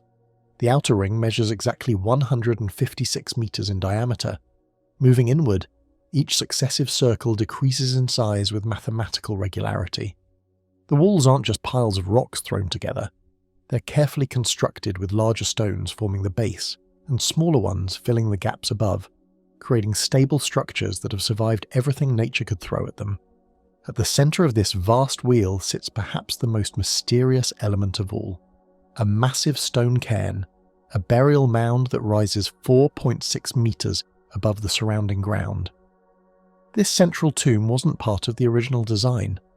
Archaeological evidence shows it was added later, perhaps centuries after the circles were completed. Someone, for reasons we'll never know, decided this ancient temple needed to become a graveyard. The sheer scale of construction staggers the imagination. Archaeologists estimate that 37,500 to 40,000 tons of basalt stone went into building Rujum El Hiri. Moving that much material would have required hundreds of workers labouring for years. But these weren't just labourers hauling rocks. The builders possessed sophisticated knowledge of geometry, surveying and construction techniques. Each circle is perfectly round, maintaining its shape across hundreds of metres. Creating circles this large and precise without modern surveying equipment requires advanced mathematical understanding. The builders had to establish a central point, then use ropes or other measuring devices to maintain consistent radii as they constructed each ring. Small errors would compound quickly over such distances, yet the circles remain remarkably true. The stone construction itself reveals master craftsmanship. The builders selected their basalt carefully, choosing stones that would fit together in stable configurations. They understood weight distribution, creating foundations that could support multi-ton capstones. Some walls originally stood over 5 metres high, requiring sophisticated techniques for lifting and placing the uppermost stones. Gaps in the circles weren't random placement errors. 3 deliberate openings pierced the outer walls, positioned at specific compass points. The northeastern gap aligns precisely with the sunrise on the summer solstice. This wasn't coincidence. The builders were tracking celestial movements with engineering precision, embedding astronomical observations into stone architecture. Recent research has challenged earlier theories that Rujum el-Hiri served primarily as an observatory. New studies suggest the astronomical alignments might have been secondary to other purposes, but this doesn't diminish the technical achievement. Whether they were watching stars or conducting rituals, the builders created something that required unprecedented coordination and skill. The mystery deepens when you consider the landscape around Rujum el-Hiri. The Golan Heights are dotted with hundreds of smaller stone circles and burial chambers called dolmens. This wasn't an isolated construction project. It was the centerpiece of a vast megalithic complex that stretched across the region. Yet none of the other structures approached the scale or complexity of the Great Wheel. What drove ancient peoples to invest such enormous effort in this remote plateau? The Golan Heights in 3000 BCE wasn't prime agricultural land. It was a harsh, rocky landscape where survival required constant struggle. Yet someone convinced hundreds of people to spend years of their lives moving massive stones into perfect circles, creating something that served no obvious practical purpose. The technical mysteries multiply with each new investigation. How did the builders transport stones weighing several tons across rough terrain? How did they lift massive capstones into position on walls several meters high? How did they maintain geometric precision across such vast distances? These questions have no easy answers, even with modern engineering knowledge. The Wheel of Ghosts stands as testimony to capabilities we barely understand. 5,000 years ago, without metal tools, without wheeled vehicles, without written plans, ancient engineers created something that still challenges our assumptions about prehistoric technology. Every stone in those perfect circles represents problems solved, obstacles overcome, and knowledge applied with stunning precision. Standing armies. When Napoleon's armies marched across Europe, they moved in columns thousands strong, their ranks stretching for miles across the landscape. But 4,500 years before Napoleon was born, another kind of army had already taken its position in the fields of Brittany. This army would never retreat, never advance, never break formation. Made of granite instead of flesh and bone, over 3,000 stone soldiers stand eternal guard across the French countryside near the village of Karnak. Unlike the solitary giants we've encountered elsewhere, Karnak presents us with something unprecedented in the ancient world: mass production on an almost industrial scale. While Stonehenge impresses with its perfect circle of massive trilithons, Karnak overwhelms through sheer numbers. Where Easter Island's moai stand as individual monuments scattered across the landscape, Karnak's stones march in disciplined rows that stretch for miles. This isn't the work of a small group placing a few sacred stones. This is evidence of an entire civilization mobilized for a single, mysterious purpose. The scale becomes clear when you stand at one end of the alignments and try to see the other. Row upon row of standing stones, called menhirs, extend beyond the horizon. The main groups, Menek, Kamario, and Kurlaskan, contain nearly 3,000 stones arranged in 11 parallel lines that run for over 4 miles across the Breton landscape. Some stones tower 6 meters high, while others barely reach waist level, but all maintain their positions in ranks as straight as any Roman legion. The comparison to military formations isn't accidental. Archaeologists studying the alignments have found that the stones don't just stand in random groups. They're organized with the precision of a drill sergeant's parade ground. The tallest stones anchor the western ends of each line, gradually decreasing in height as the rows march eastward. This careful gradation creates a visual rhythm that draws the eye across the entire complex, like waves frozen in stone. But who are the people capable of organizing such a massive undertaking? Recent archaeological work has begun to reveal the human story behind Karnak's stone armies. The builders weren't primitive hunter-gatherers scraping out a bare existence. They were sophisticated Neolithic farmers who had transformed the Breton landscape into a thriving agricultural region. They raised cattle, grew crops, and lived in permanent settlements that supported specialized craftsmen including the stoneworkers who shaped each menhir. These communities had been growing and prospering in Brittany for generations before the great stone alignments began rising around 4500 BCE. Archaeological evidence shows villages with substantial houses, elaborate pottery and polished stone axes that were traded across Western Europe. The people of Karnak weren't struggling to survive. They had reached a level of prosperity that allowed them to devote enormous resources to projects that served no obvious practical purpose. The human effort required boggers the mind. Each stone had to be quarried from local granite outcrops, shaped to the desired size, then transported to its designated position in the alignments. The largest stones weigh over 20 tons. Moving them without wheels, without draft animals, without metal tools, required coordinated efforts involving dozens of people for each stone. Archaeologists estimate that constructing the alignments would have taken several centuries and involved the labour of multiple generations. What makes this even more remarkable is that the people of Karnak weren't content with a single grand project. While the famous alignments were taking shape, communities throughout the region were simultaneously building hundreds of smaller stone monuments. Dolmens, single-standing stones, and stone circles dot the Breton countryside like stars in a megalithic constellation. Karnak wasn't an isolated wonder, but the centerpiece of a Stone Age civilization that expressed itself through monuments. The social organization required for such projects tells us something profound about Neolithic society in Brittany. Someone had to coordinate the quarrying, transport and placement of thousands of stones. Someone had to plan the layouts, mark the alignments, and ensure that work crews from different villages all contributed to the same grand design. This wasn't the work of egalitarian hunter-gatherer bands, but of hierarchical societies with leadership structures capable of organising massive communal labour. Daily life in Karnak during the construction centuries must have revolved around the stonework. Children would have grown up watching their parents quarry and move granite blocks. Young adults would have learned the specialised skills of stone shaping and monument building alongside traditional farming and animal husbandry.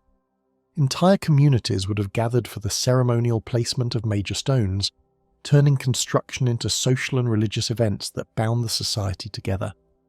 The parallels to other great monument-building cultures become striking when viewed through this lens. Like the pyramid builders of Egypt, the people of Karnak had reached a level of social complexity that allowed them to mobilise vast resources for non-utilitarian purposes. Like the Moai builders of Easter Island, they poured their collective identity into stone monuments that proclaimed their presence to the world. But unlike these other cultures, which left behind written records or clear religious iconography, the people of Karnak remain largely silent about their motivations. What we can say is that the alignments represent something unique in human history. No other culture before or since created stone monuments on quite this scale. The builders of Karnak took the human impulse to mark sacred spaces with standing stones and expanded it to a scope that still amazes visitors 5 millennia later. They created something that was simultaneously a technical achievement, a social statement, and a spiritual expression rolled into one vast complex of granite soldiers standing eternal watch over the Breton plains, the Giant's Chamber. In the rolling hills near the Spanish town of Antequera, something impossible sits hidden beneath a grassy mound. Step through the narrow entrance and you find yourself standing inside what feels like a stone cathedral built for giants. Massive granite slabs rise around you like the ribs of some ancient beast, supporting a ceiling stone so enormous that modern engineers still struggle to understand how it got there. This is the Dolmen de Menga, and it represents one of the most audacious engineering projects ever attempted by prehistoric humans. The monument has been staring people in the face for centuries, yet its true significance remained hidden in plain sight. Local people in the 1500s knew about the Cave of Menga, treating it as a curiosity and sometimes sheltering their animals inside during storms. They had no idea they were standing in one of Europe's greatest megalithic achievements. It wasn't until the 1840s that archaeologists began studying the structure seriously, and even then, many of its secrets remained locked away. What those early investigators discovered challenged everything they thought they knew about Stone Age capabilities. The dolmen stretches 27 metres long, 6 metres wide, and stands 3.5 metres high. But these measurements barely hint at the engineering marvel hidden within. The chamber is constructed from just 32 massive stone slabs, each one carefully selected, shaped, and positioned with mathematical precision. The capstones tell the real story of prehistoric ambition. 5 enormous granite slabs form the roof of the chamber, but the 5th stone defies all logic. This single piece of rock weighs approximately 150 tons, making it the heaviest stone ever moved by humans in prehistoric Europe. To put this in perspective, the largest stones at Stonehenge weigh around 50 tons. The builders of Menga were attempting something 3 times more difficult. Recent scientific analysis has revealed just how extraordinary this achievement was. The 150-ton capstone didn't come from nearby. Geological studies show the builders selected this specific piece of granite from a quarry located several kilometers away. They somehow identified the perfect stone among thousands of possibilities, then figured out how to extract it, transport it across rough terrain, and lift it into position 6 meters above ground level. The engineering challenges multiply when you examine the construction sequence. The builders couldn't just pile up rocks and hope for the best. They had to create a stable foundation capable of supporting the immense weight above. The side walls use carefully fitted stones that distribute the load evenly across the entire structure. Each supporting pillar was positioned to handle specific stress loads that the builders somehow calculated without written mathematics or modern engineering tools. The precision becomes even more impressive when you look at the chamber's geometry. The dolmen isn't just a random arrangement of big stones. The interior space follows exact mathematical proportions, with the height, width, and length maintaining specific ratios. The builders created perfectly parallel walls that remained straight across the entire 27-meter length. Achieving this level of accuracy required sophisticated surveying techniques and an understanding of geometric principles. But the greatest mystery remains the 150-ton capstone itself. How did Stone Age engineers move something that heavy? Modern attempts to recreate similar feats using period-appropriate technology have largely failed. The stone would have required hundreds of people working in perfect coordination, using levers, ramps, and rolling systems that left no archaeological trace. New research suggests the builders might have used counterweight systems and carefully constructed earthen ramps. They would have had to build temporary structures almost as massive as the dolmen itself, then dismantle everything once the capstone was in place. The logistics alone would have required months of planning and preparation. The interior of the chamber reveals more technical sophistication. 3 stone pillars support the massive roof, but these aren't simple vertical supports. Each pillar was carefully shaped and positioned to transfer weight efficiently to the foundation.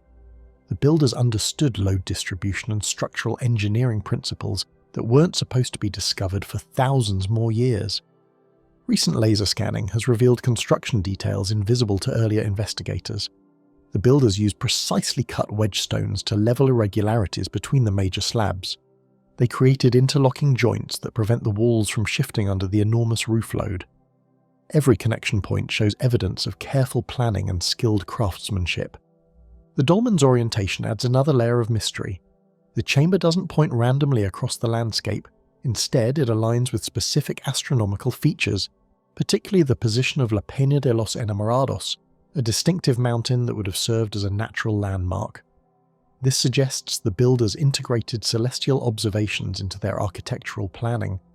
The construction would have required not just technical skill, but also unprecedented social organization. Moving 150-ton stones demands hundreds of workers following complex instructions.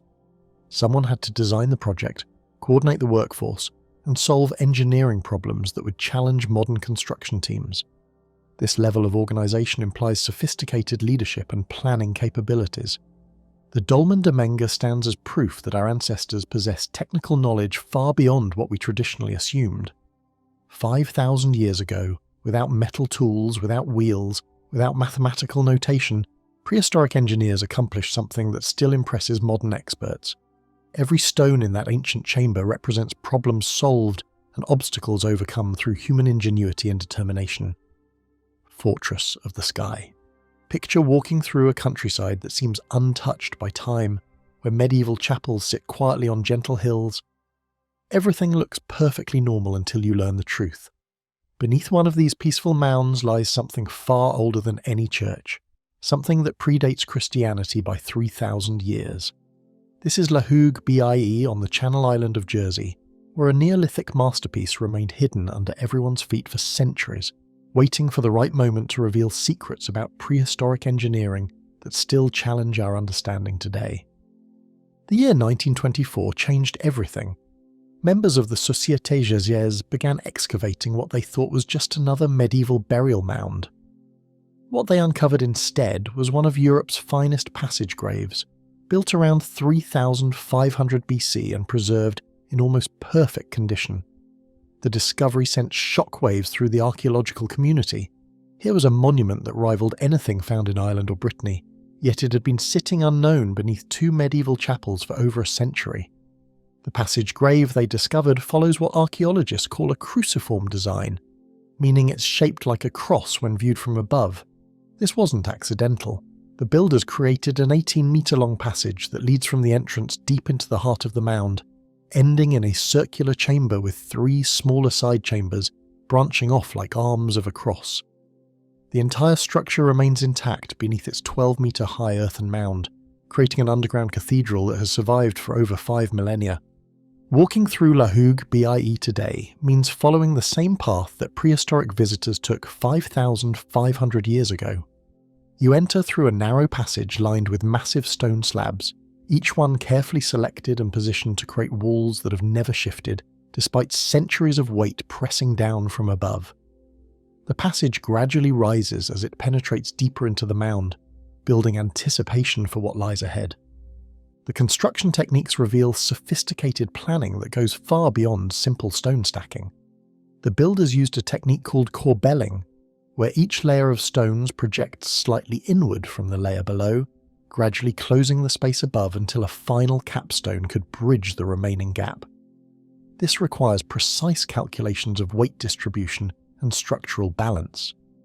One mistake in the corbelling sequence would cause the entire roof to collapse. The main chamber demonstrates even more advanced engineering. The circular space measures about 3 meters across and stands nearly 4 meters high. But these dimensions aren't arbitrary. Recent analysis shows the proportions follow mathematical ratios that create optimal acoustic properties. Sound behaves differently inside the chamber than in the passage, suggesting the builders understood how architecture affects human voice and perception. The three side chambers add another layer of complexity.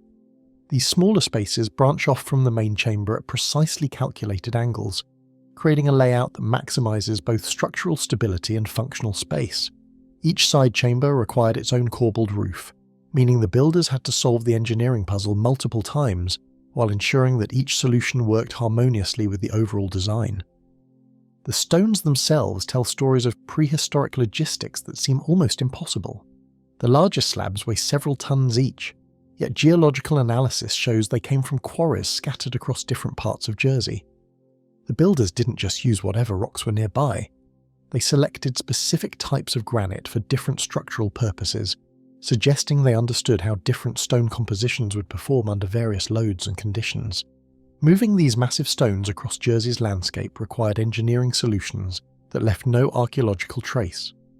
The builders had to transport multi-ton granite slabs across rough terrain, up hills, and into precise positions. They accomplished this without wheels, without metal tools, and without written plans.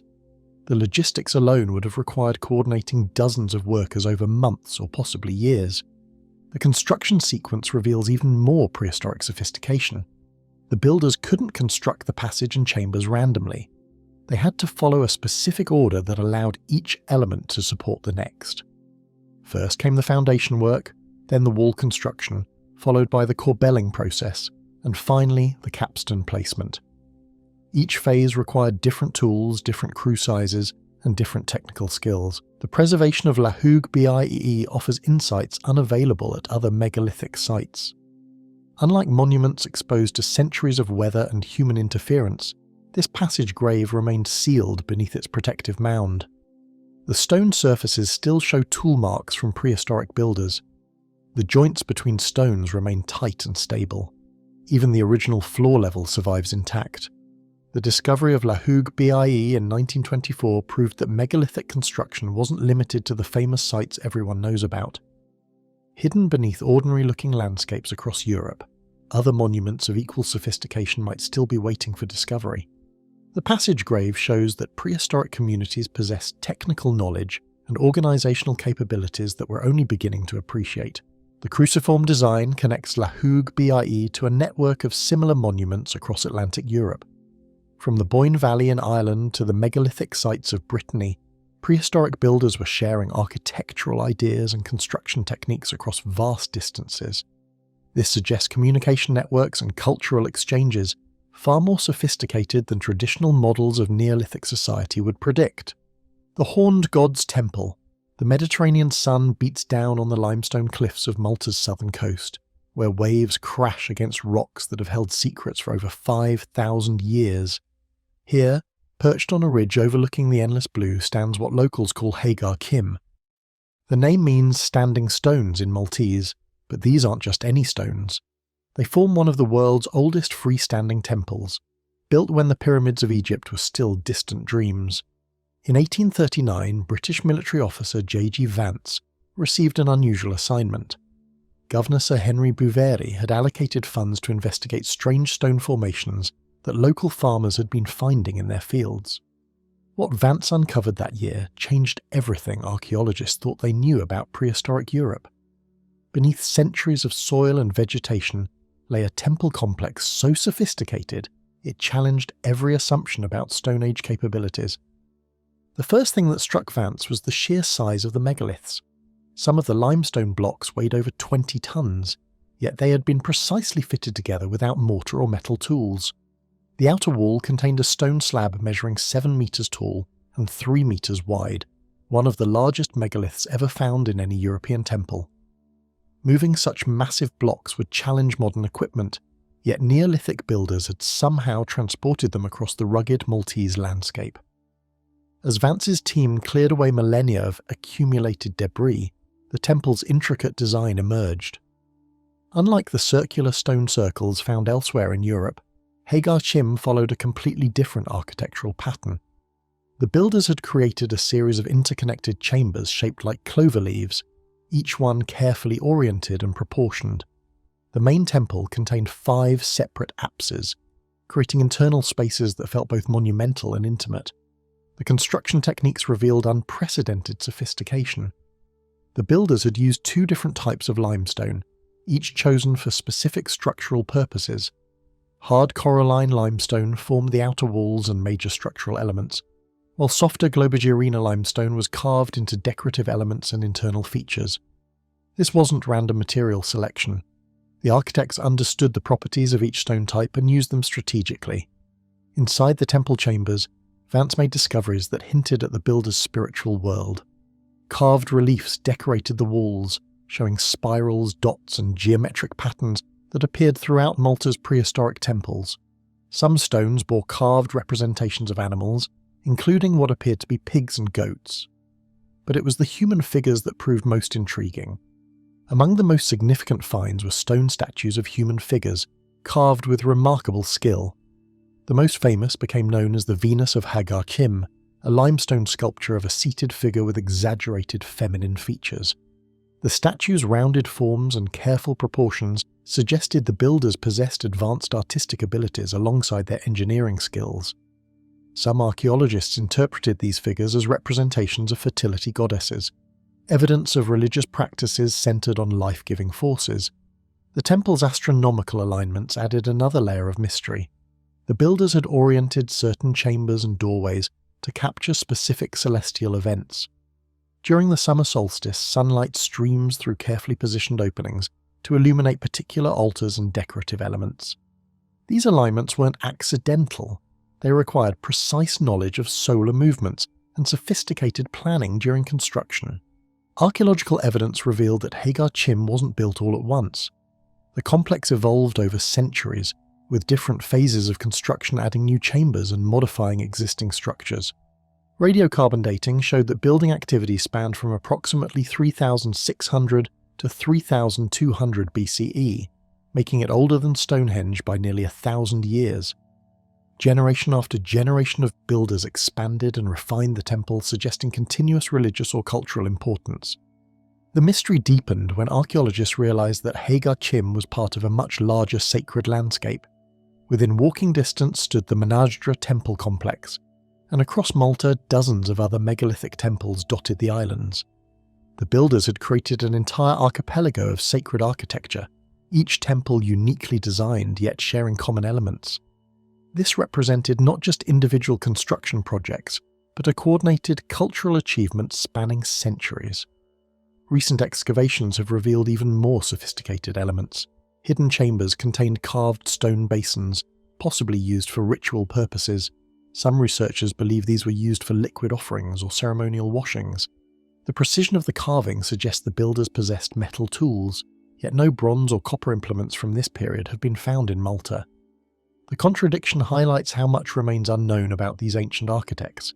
The construction itself presents ongoing puzzles. How did Neolithic peoples move 20-ton limestone blocks without wheels or large domesticated animals?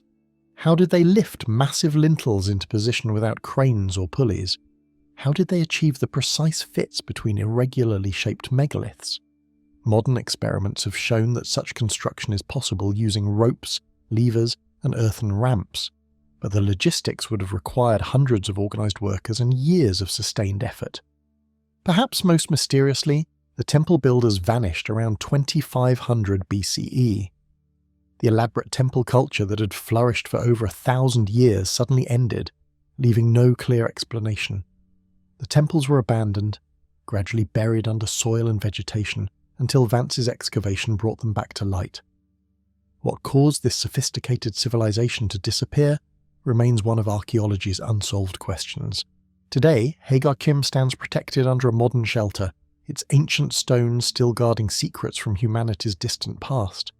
The temple that once echoed with unknown ceremonies now hosts tourists and researchers, all drawn to puzzle over achievements that still challenge our understanding of prehistoric capabilities. Circle of Bones. In the rolling hills of Gozo, Malta's quieter sister island, a farmer named Joseph Shuareb made a discovery in the late 1700s that would haunt archaeologists for centuries. While clearing stones from his field near the village of Zagra, his plough struck something hollow beneath the earth. What emerged from the ground that day were human skulls, dozens of them, scattered among ancient pottery fragments and carved figurines. French artist Jean-Pierre Huel happened to be visiting Malta at the time, documenting the island's antiquities. His sketches captured the eerie scene of exposed burial chambers before local authorities hastily covered everything back up. For over 200 years, the site remained forgotten, buried under soil and agricultural work. The location of Joseph's discovery became village folklore, passed down through generations but never precisely marked. It wasn't until 1987 that archaeologist Caroline Malone arrived in Gozo, with a mission to relocate this lost burial ground. Using Huel's 18th century drawings as guides, her team began systematic surveys across the suspected area. What they uncovered changed everything archaeologists thought they knew about prehistoric burial practices in the Mediterranean. The site, officially named the Brocktorf Circle but locally known as the Zagra Circle, revealed itself as one of Europe's most significant Neolithic cemeteries. The original structure consisted of a massive stone circle, approximately 50 metres in diameter, containing multiple rock-cut tombs carved directly into the limestone bedrock. The scale of human remains was staggering. Over 7 years of excavation, Malone's team recovered fragments representing over 800 individuals who had been buried at the site across nearly 1,500 years of continuous use. The bones told stories of entire communities, from newborn infants to elderly adults, all laid to rest within the sacred circle. Carbon dating revealed that burials began around 4,100 BCE during Malta's earliest temple building period and continued until approximately 2,500 BCE. The burial practices revealed sophisticated death rituals unlike anything found elsewhere in prehistoric Europe. Bodies weren't simply interred and forgotten. Instead, the bones showed evidence of complex treatment after death. Many had been deliberately moved, cleaned, and rearranged multiple times. Some skulls bore traces of red ochre, suggesting they had been painted or decorated during ceremonial reburial. Long bones were often separated from skulls and sorted into distinct piles, creating organised bone deposits that required generations of careful curation. Among the human remains, archaeologists discovered extraordinary artifacts that provided glimpses into the spiritual world of Malta's temple builders. Hundreds of carved figurines were found scattered throughout the tombs, many depicting human forms with exaggerated features. Some showed seated figures with enormous bellies and thighs, similar to the famous Malta Venus figures found in temples. Others portrayed standing figures with arms crossed over their chests, possibly representing the deceased in their final pose. The figurines weren't randomly distributed. Careful analysis revealed they had been deliberately placed in specific locations within the burial chambers. Some were found cradled in the arms of skeletons, while others were positioned near the heads of the deceased. A few extraordinary examples showed evidence of being broken and repaired multiple times, suggesting they held special significance and were used repeatedly in burial ceremonies over many years. Perhaps most remarkable was a cache of miniature figurines discovered in a sealed chamber. These tiny carved figures, some no larger than a thumb, depicted everything from animals to human forms to abstract shapes. Archaeologists believe they may have been used like chess pieces in some unknown ritual, game or ceremony associated with death and rebirth. Their pristine condition suggested they had been carefully wrapped and protected when first buried. The tomb architecture itself revealed advanced engineering skills. The rock-cut chambers were carved with precision, using only stone tools, yet the walls were perfectly smooth and the corners precisely angled.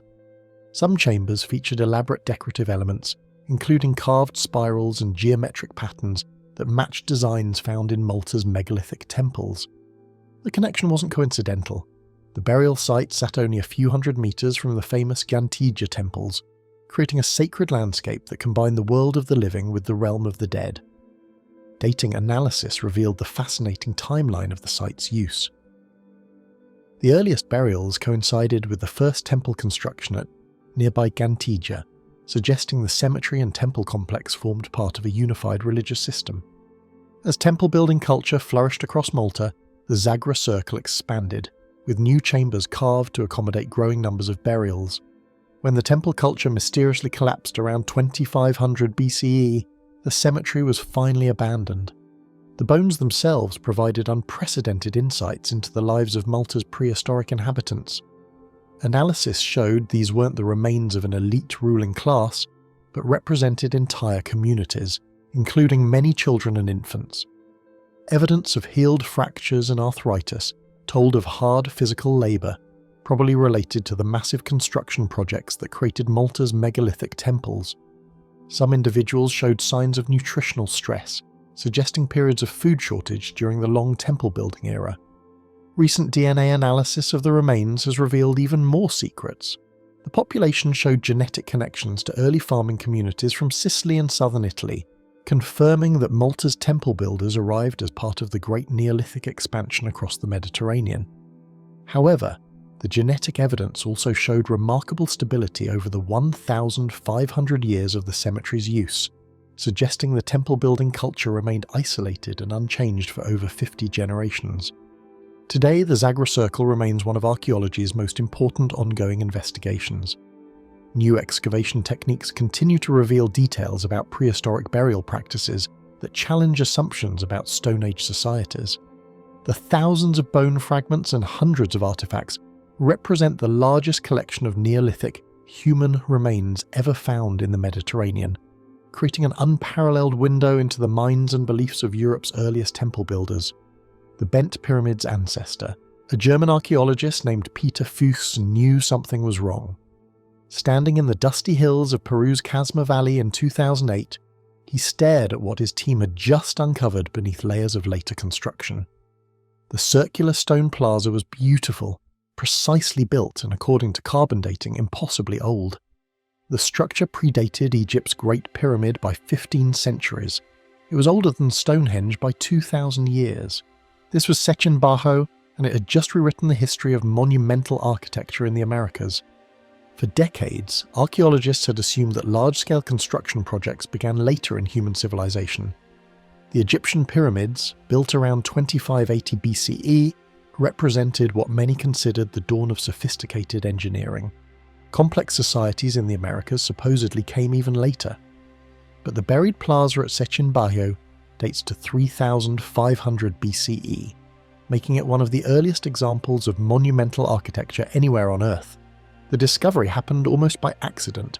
Fuchs and his Peruvian colleagues were excavating what they believed was a much younger site when ground-penetrating radar revealed mysterious structures buried beneath the visible ruins.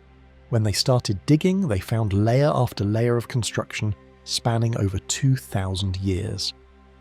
But the deepest layer held the real surprise, a perfectly preserved circular plaza that challenged everything they thought they knew about early American civilizations.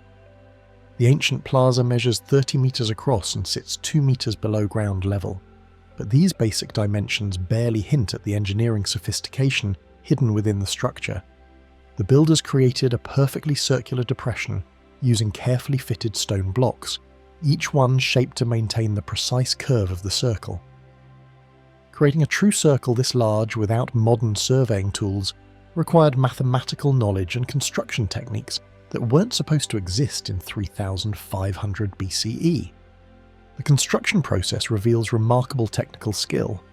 The builders first excavated tons of earth to create the sunken plaza, then lined the entire depression with fitted stones. Each block was individually shaped to follow the circular design, requiring precise measurements and careful planning. The stones themselves came from quarries located several kilometers away, meaning the builders had to organize transportation systems capable of moving heavy materials across difficult terrain. The plaza's foundation shows even more sophisticated engineering. Instead of simply placing stones on bare earth, the builders created a complex drainage system to prevent water damage. They installed channels beneath the plaza floor that direct rainwater away from the structure. This kind of forward-thinking construction planning suggests the builders expected their work to last for centuries, and they were right. The stone-fitting technique used at Sechin Bahio rivals work found at much later sites. Each block was shaped to fit perfectly against its neighbours, creating joints so tight that modern archaeologists can barely slip a knife blade between them. This level of precision required specialised tools and skilled craftsmen who understood advanced stoneworking techniques. The builders somehow achieved tolerances measured in millimetres using only copper and stone tools. What makes the plaza even more remarkable is its integration with the surrounding landscape. The circular design isn't arbitrary. It's positioned to align with specific astronomical features. The plaza's orientation corresponds to the rising and setting positions of certain stars, suggesting the builders incorporated celestial observations into their architectural planning. This combination of advanced construction with astronomical knowledge indicates a level of scientific understanding that challenges traditional timelines of human development. The construction sequence reveals careful project management that would impress modern engineers. The builders couldn't just dig a hole and pile in stones, they had to plan the entire project in advance, calculating drainage requirements, stone quantities, and workforce needs. The finished plaza required hundreds of precisely shaped stones, each one fitting into a predetermined position.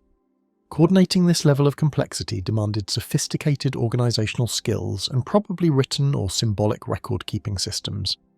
Recent analysis of the plaza's construction has revealed more technical innovations. The builders used different types of stones for different functions: harder granite for load-bearing elements, softer sandstone for decorative work. They understood material properties and selected each stone type for its specific structural requirements. This kind of engineering knowledge typically develops over centuries of experimentation and accumulated experience. The plaza also shows evidence of repairs and modifications made over its long history. The builders created maintenance access points that allowed later generations to fix drainage problems without reconstructing the entire structure. They designed their work to be serviceable, showing remarkable foresight about long-term building maintenance. These practical considerations reveal master builders who thought beyond initial construction to lifetime operational requirements. The discovery at Sechin Bahio forces a complete reconsideration of early American technological capabilities. The builders of this ancient plaza possessed mathematical knowledge, engineering skills, and organizational abilities that weren't supposed to develop for another 1,000 years. Every stone in that circular chamber represents problems solved and techniques mastered by civilizations we're only beginning to understand. the plaza stands as proof that human ingenuity has been pushing the boundaries of the possible for far longer than we ever imagined. Rings of fire. The wheat field looked ordinary from the ground. German aerial photographer Otto Brasch had flown over thousands of similar fields during his surveys in 1991. But something about the patterns in the growing grain caught his practiced eye. Dark lines formed perfect circles beneath the wheat, crop marks that revealed the outlines of buried structures. When Brasch developed his photographs, he realized he had captured something extraordinary. Hidden beneath a simple farm field in Saxony-Anhalt was a monument that would rewrite the history of European civilization. The discovery of Gosek's circle came at a time when archaeologists thought they understood the timeline of ancient construction. Stone circles like Stonehenge represented the pinnacle of prehistoric engineering built around 3100 BCE by sophisticated societies. But the structure buried beneath that German wheat field was almost 2,000 years older. Carbon dating would eventually prove that Gosek's circle was constructed around 4900 BCE, making it the oldest known solar observatory in the world. What Brasch had spotted from his aircraft was the shadow of an engineering masterpiece. The ancient builders had created a complex monument consisting of multiple concentric circles, each serving a specific function. The outermost feature was a circular earthwork bank, constructed by piling excavated soil into a perfect ring 75 meters in diameter. Inside this outer boundary, they dug a deep ditch following the same circular pattern. The precision required to maintain perfect circles across such distances reveals mathematical knowledge that shouldn't have existed 7,000 years ago. The most remarkable elements of Gosek's circle were its wooden palisades. The builders erected 2 rings of timber posts inside the earthwork, creating concentric wooden walls that stood several meters high. These weren't crude log fences. Each post was carefully shaped and positioned to maintain the precise circular geometry. The builders used hundreds of timber uprights, each one driven deep into the ground to create stable foundations that would support the structure for centuries. The construction process reveals sophisticated planning and engineering skills. Building circular earthworks requires establishing a central point and maintaining consistent radii while moving thousands of tons of soil. The builders had to calculate the volume of earth needed for the banks, coordinate the labour required for digging ditches, and organise the timber resources for the palisades. The finished monument required precise surveying techniques that shouldn't have been available to Neolithic societies. The wooden palisades show the most advanced construction techniques. Each ring of posts had to be perfectly circular, with individual timbers placed at exact intervals. The builders couldn't simply drive posts into the ground randomly. They needed to establish precise spacing and alignment for hundreds of vertical elements. This level of geometric accuracy required measuring tools, surveying methods, and mathematical calculations that demonstrate remarkable technical sophistication. The post-hole evidence reveals even more impressive engineering details. The builders didn't just dig holes and drop in timber posts. They created complex foundations designed to keep the wooden, upright, stable and vertical. Some post holes show evidence of stone packing and drainage systems that prevented water damage to the timber bases. The builders understood that wooden structures need protection from moisture and ground movement, so they engineered solutions that extended the life of their construction. The most ingenious aspect of Gosek's circle was its astronomical precision. The wooden palisades weren't solid walls. They contained carefully positioned gaps that aligned with specific celestial events. The southern entrances correspond exactly to the sunrise and sunset positions during the winter solstice. When someone stood at the centre of the circle on December 21st, they could watch the sun rise through the southeastern gap and set through the southwestern opening. This alignment was no accident. Creating accurate astronomical alignments requires years of careful observation and precise construction. The builders had to track the sun's movement throughout the seasons, identify the exact positions of solstice, sunrise and sunset, then translate these observations into architectural features. The gaps in the palisades are positioned with tolerances measured in degrees, achieving accuracy that rivals modern surveying techniques. The construction timeline reveals remarkable project management capabilities. Archaeological evidence suggests the entire complex was built in a single construction phase, probably within a few years. Coordinating the earthwork, timber harvesting, post placement, and astronomical alignment required sophisticated planning and workforce organisation. The builders managed hundreds of people working on multiple tasks simultaneously, all while maintaining the geometric precision essential for the astronomical functions. Recent excavations have uncovered additional technical innovations at Gosek Circle. The builders created maintenance access points in the earthworks that allowed repair crews to reach damaged sections without disrupting the overall structure. They designed drainage systems that directed rainwater away from critical foundation areas. These practical considerations show the builders were thinking beyond initial construction to long-term operational requirements. The discovery of Gosek Circle has forced archaeologists to completely reconsider the capabilities of Neolithic Europeans. The monument demonstrates mathematical knowledge, astronomical understanding, and construction skills that weren't supposed to develop for another millennium. Every post hole and every stone in those earthen banks represents problems solved by ancient engineers whose names we'll never know. The rings beneath that German wheat field prove that human technical ingenuity was pushing the boundaries of the possible thousands of years earlier than anyone ever imagined. The double spiral. A small boat carries you across the choppy waters of the Gulf of Morbihan, past oyster beds and scattered islands that have watched over Brittany's coast for thousands of years. Your destination is Gavrinis, a tiny island barely 750 metres long, covered in gorse and wild grass. From the water, nothing suggests that this unremarkable patch of land holds one of Europe's greatest artistic treasures. But hidden beneath a grassy mound at the island's heart lies something that has captivated archaeologists since its rediscovery in 1835. A burial chamber whose stone walls tell stories we're still struggling to understand. The tomb had been forgotten for centuries, its entrance sealed by collapsed stones and centuries of vegetation. Local fishermen knew of the mound but had no idea what lay beneath. It wasn't until curious antiquarians began exploring in 1835 that anyone realised they had stumbled upon something extraordinary. When the first investigators crawled through the narrow entrance passage, their flickering candles revealed walls covered in intricate carvings, unlike anything found elsewhere in Europe. What they discovered that day was a passage grave stretching 14 metres into the heart of the mound. But this wasn't just another megalithic tomb. 23 of the 29 stone slabs lining the passage were covered in elaborate carvings, creating what archaeologists now consider the most decorated Neolithic monument in Western Europe. Every surface told stories through symbols that modern minds struggle to decode. The passage itself draws you deeper into prehistoric mystery. You have to crawl on hands and knees through the narrow corridor, just as the tomb's builders intended. The restriction was deliberate, forcing visitors to approach the burial chamber in a posture of humility.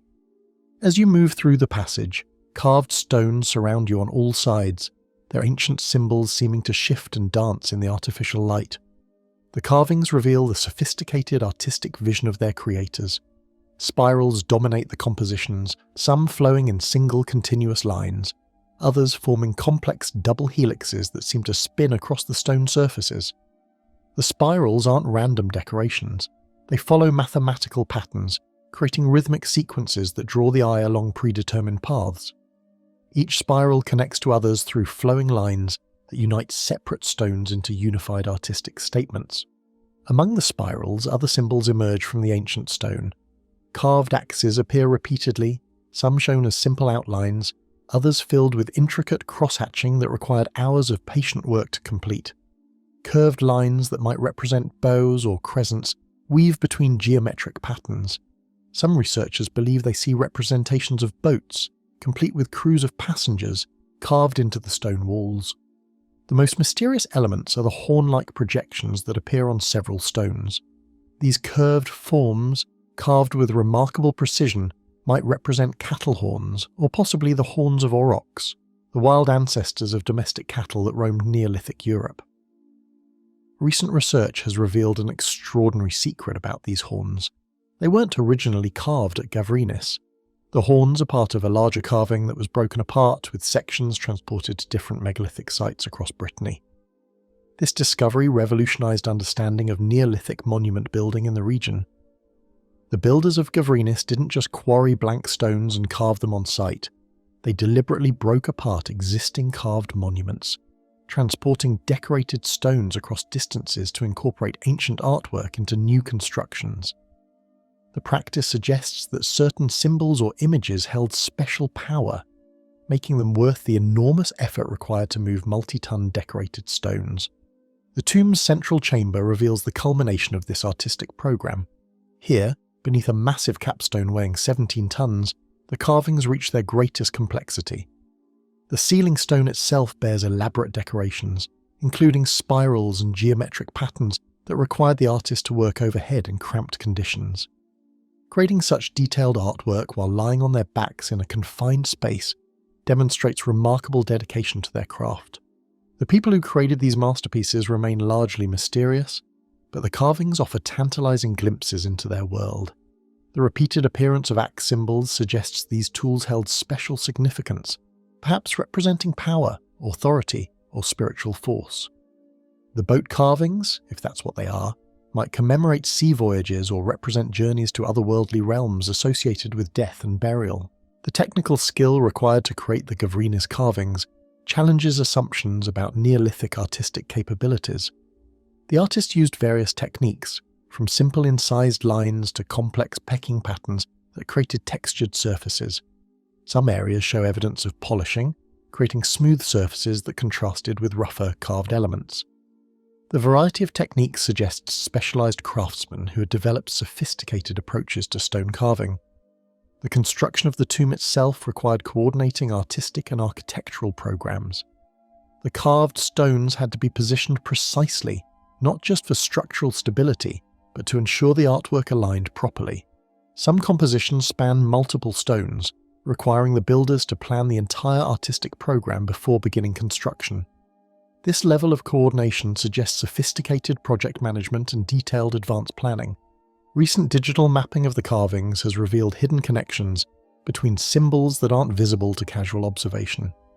Computer analysis shows that many spirals follow mathematical sequences, with proportions that repeat throughout the composition.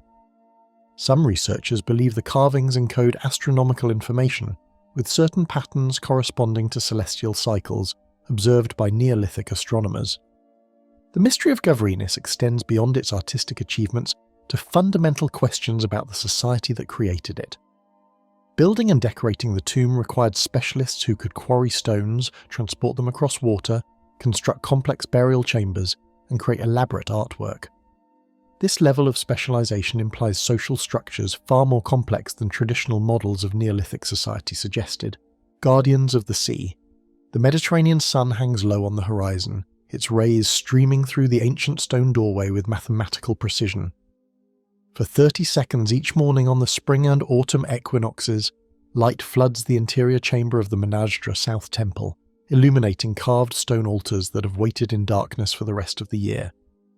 This celestial appointment has kept itself faithfully for over 5,000 years, yet humans only rediscovered it in recent decades.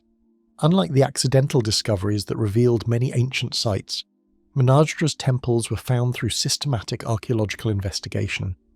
In 1840, just 1 year after excavators uncovered the nearby Hagar Kim temple complex, British archaeologist J.G. Vance turned his attention to suspicious stone formations barely half a kilometre away.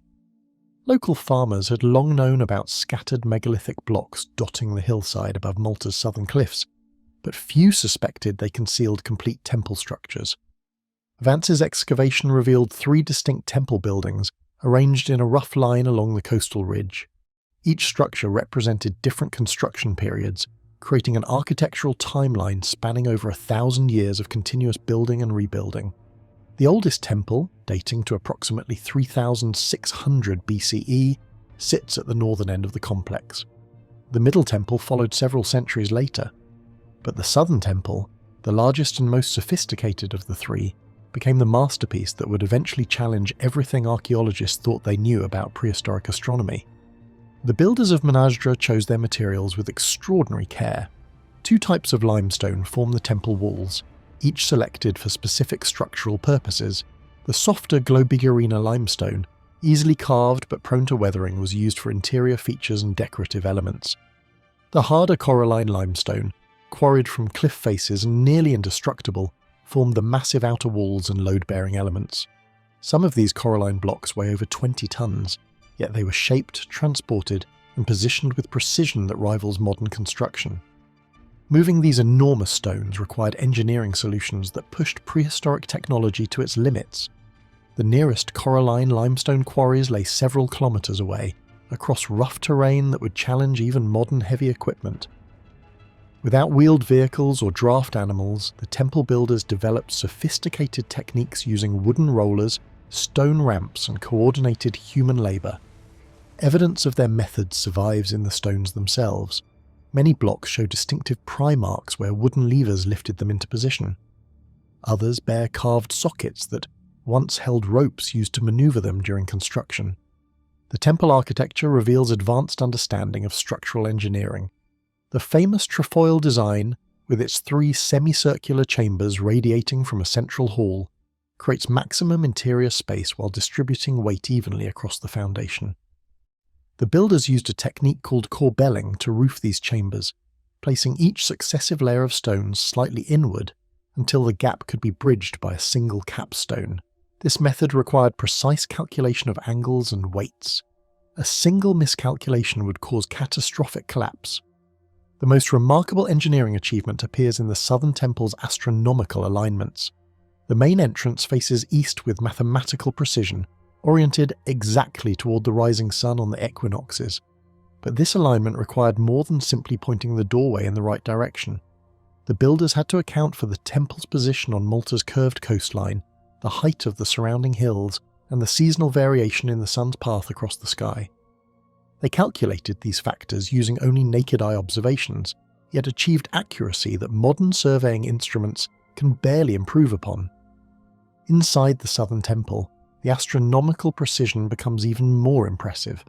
The main chamber features multiple stone altars positioned to receive sunlight at different times of the year. During the summer solstice, the first light of dawn illuminates the leftmost altar through a carefully positioned opening in the wall. 6 months later, on the winter solstice, the morning sun strikes the rightmost altar instead. The equinoxes create the temple's most dramatic moment, when sunlight streams directly through the main entrance and floods the entire interior with golden light. These alignments weren't accidental architectural features. The builders deliberately modified the temple structure multiple times to improve the astronomical observations. Archaeological evidence shows they adjusted wall positions, moved doorways, and even rebuilt entire sections to achieve perfect solar alignments. This required generations of careful observation, mathematical calculation, and construction expertise passed down through families of temple builders. The technical mastery extends beyond astronomy to the finest architectural details. Stone surfaces throughout the complex show evidence of advanced finishing techniques. The builders used harder stones as chisels to carve softer limestone with remarkable precision. Some carved elements, including spirals and geometric patterns, required tools and techniques that archaeologists are still trying to understand. The level of detail in these decorative carvings rivals work produced by civilizations with metal tools and written mathematical systems. Recent structural analysis has revealed the builders' sophisticated understanding of foundation engineering.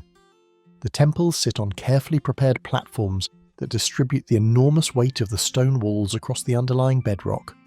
These foundations include drainage systems that have kept the structures dry for millennia, preventing the water damage that destroys most ancient buildings. The builders even installed expansion joints that allow the massive stone walls to shift slightly with temperature changes without cracking. Perhaps most impressive is the evidence of long-term planning embedded in the temple complex. The 3 buildings weren't constructed randomly over time. They form part of a master plan that took into account the astronomical alignments, the natural topography, and the symbolic relationship between the temples and the surrounding landscape.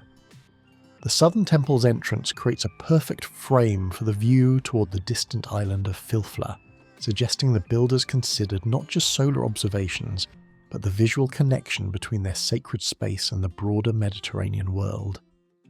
The precision of Menagedra's construction becomes even more remarkable when compared to contemporary buildings around the Mediterranean.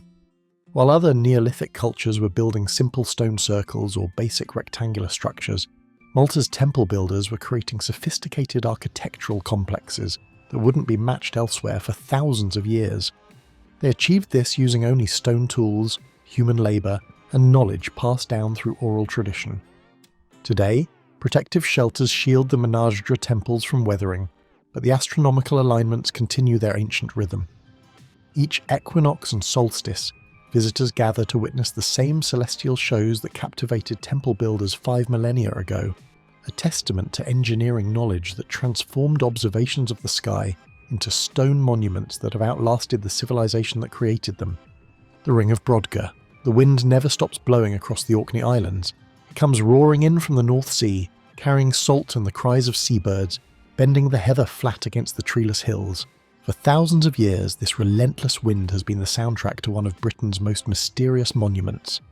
Standing on a narrow strip of land between two dark lochs, 36 ancient stones form a perfect circle that has watched over these windswept islands for over 4,000 years. The Ring of Brodgar doesn't announce itself with the grandeur of Stonehenge or hide its secrets like the buried treasures of other sites.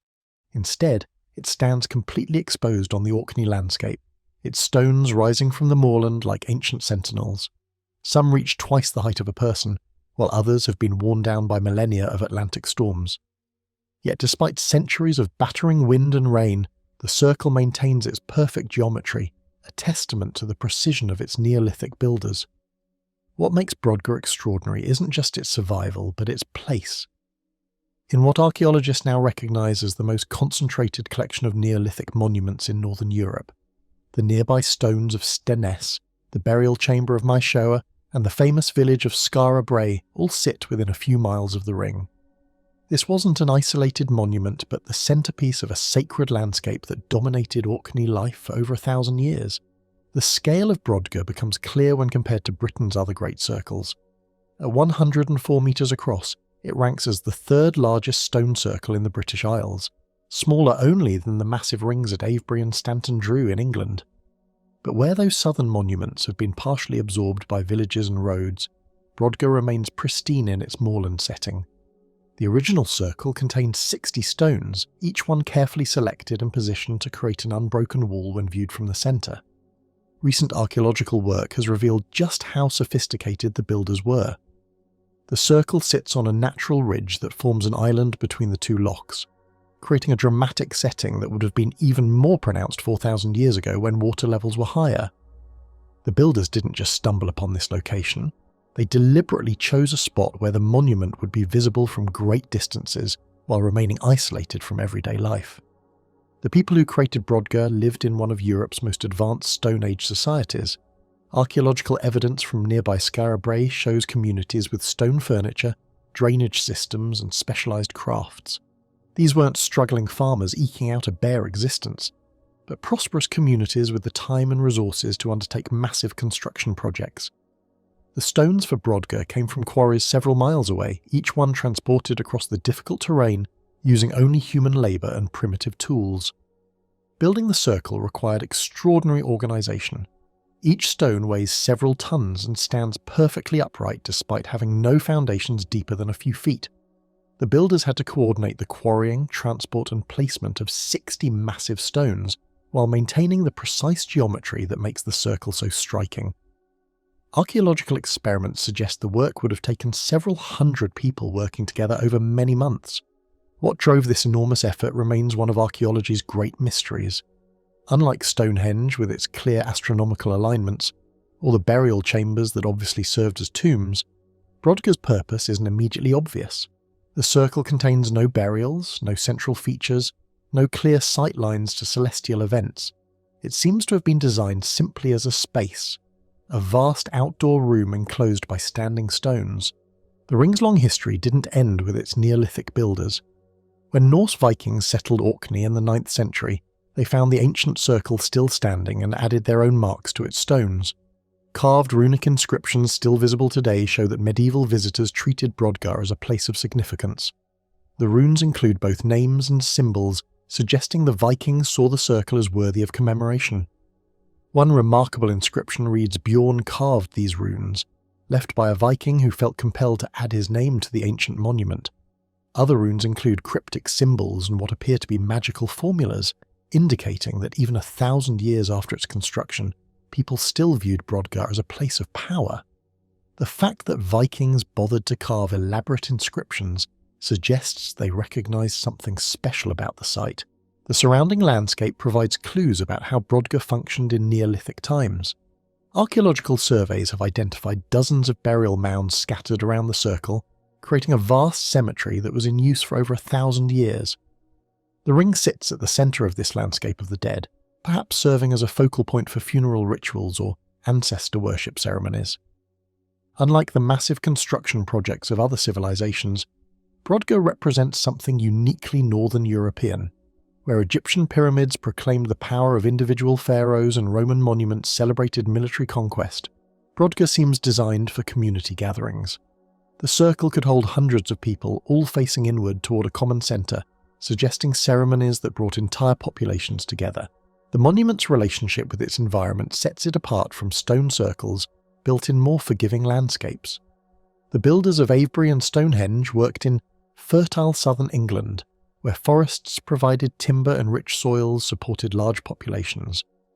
Brodgar's creators worked in a harsher environment where trees were scarce and agriculture was marginal, yet they still managed to create one of Europe's most impressive prehistoric monuments, the Final Mystery.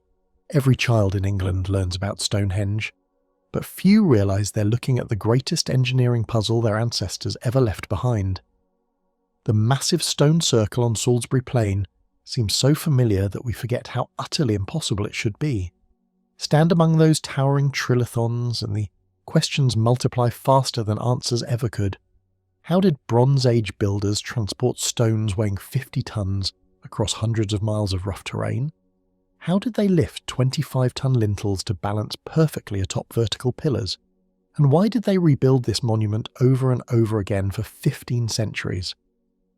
The first serious attempt to solve these mysteries began with two wealthy gentlemen who had more curiosity than caution. In 1798, William Cunnington and Sir Richard Colt Hoare decided that the only way to understand Stonehenge was to dig it up. Armed with shovels and an alarming enthusiasm for dynamite, they began the first systematic excavations of the monument. What they found changed everything archaeologists thought they knew about prehistoric Britain. Cunnington and Colt Hoare discovered that Stonehenge wasn't built all at once. Layer by layer, their excavations revealed a construction timeline that spanned over 1,000 years. The monument had been rebuilt, expanded, and redesigned multiple times by successive generations, who apparently couldn't leave well enough alone. Each phase required massive engineering projects that pushed prehistoric technology to its absolute limits. The timeline revealed by modern archaeology is even more staggering than those early excavators imagined.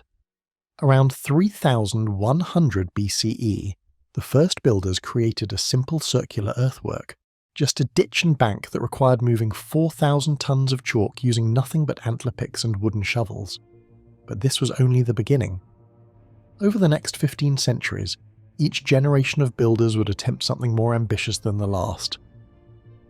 The most mysterious phase began around 2600 BCE when someone decided to transport 80 massive stones from Wales to Salisbury Plain.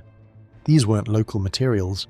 The blue-grey stones came from specific quarries in the Preseli Mountains, 180 miles away across some of the roughest terrain in Britain. Each bluestone weighed between 2 and 4 tons. Moving them required either an epic overland journey through forests and across rivers, or an equally challenging sea voyage around the Welsh coast. Recent archaeological work at the Welsh quarries has revealed how the ancient builders extracted these stones. They didn't simply hack chunks off existing outcrops. Instead, they identified naturally fractured pillars that could be pried loose with wooden wedges and bronze tools. The quarry sites show evidence of careful selection. The builders knew exactly which stones would work for their monument and which wouldn't. This suggests they understood the structural requirements of their final design before they even began quarrying. Transporting the bluestones created logistical challenges that would test modern engineering teams. A 4-ton stone requires at least 50 people to move it on level ground using rollers and ropes. Crossing rivers meant building bridges or rafts strong enough to handle massive loads. Hills required either detours or ramps. The 180-mile journey would have taken months and required hundreds of workers plus an enormous support network to provide food and shelter. But the bluestones were just the warm-up act. Around 2500 BCE, the builders embarked on their most ambitious project yet, erecting the great trilithons that still dominate the monument today. These massive structures used local sarsen stones that weighed up to 50 tons each. Moving a 50-ton stone required teams of 600 people working together with perfectly coordinated timing. One mistake could kill dozens of workers and destroy months of effort. The engineering precision becomes apparent when you examine how the trilithons fit together. Each lintel stone was carved with mortise and tenon joints that lock it to the vertical pillars below. Creating these joints in 25-ton blocks of sandstone required master stonemasons working with bronze tools. The lintels also curve slightly to follow the circle of the outer ring, meaning each one had to be individually shaped. The builders achieved tolerances measured in centimetres across stones weighing dozens of tons. Raising the lintels presented the ultimate engineering challenge. Getting a 25-ton stone 16 feet off the ground without cranes meant building massive timber ramps or earthwork platforms. Some archaeologists suggest the builders used a combination of levers, ramps and timber cribs to gradually raise each lintel to its final position. The process would have taken weeks per lintel and required hundreds of workers operating in perfect coordination. The astronomical alignments add another layer of complexity to the engineering puzzle. The monument's main axis points precisely to the sunrise on the summer solstice and sunset on the winter solstice. Achieving this alignment required sophisticated surveying techniques and astronomical observations. The builders had to understand celestial mechanics well enough to predict where the sun would rise thousands of years in the future. Recent research has revealed that Stonehenge's acoustic properties were carefully designed as well. The stone circle creates unique sound effects that amplify voices and musical instruments in specific ways. Experiments show that someone speaking inside the circle can be heard clearly by people standing outside the ring, while outside sounds are muffled for those within. Whether intentional or accidental, these acoustic effects suggest the builders understood principles of sound that wouldn't be formally studied for millennia. The final mystery of Stonehenge isn't technical, it's cultural. Why did successive generations keep rebuilding this monument?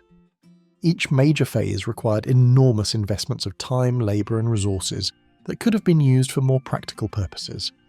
Yet for over 1,000 years people kept returning to Salisbury Plain to move bigger stones and create more complex structures. Something about this place compelled Bronze Age societies to attempt engineering feats that pushed their technology to the breaking point.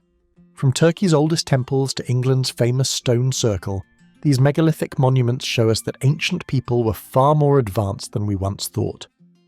They left us mysteries carved in stone, puzzles we're still trying to solve. The stones remain, waiting to tell us more about who we really are.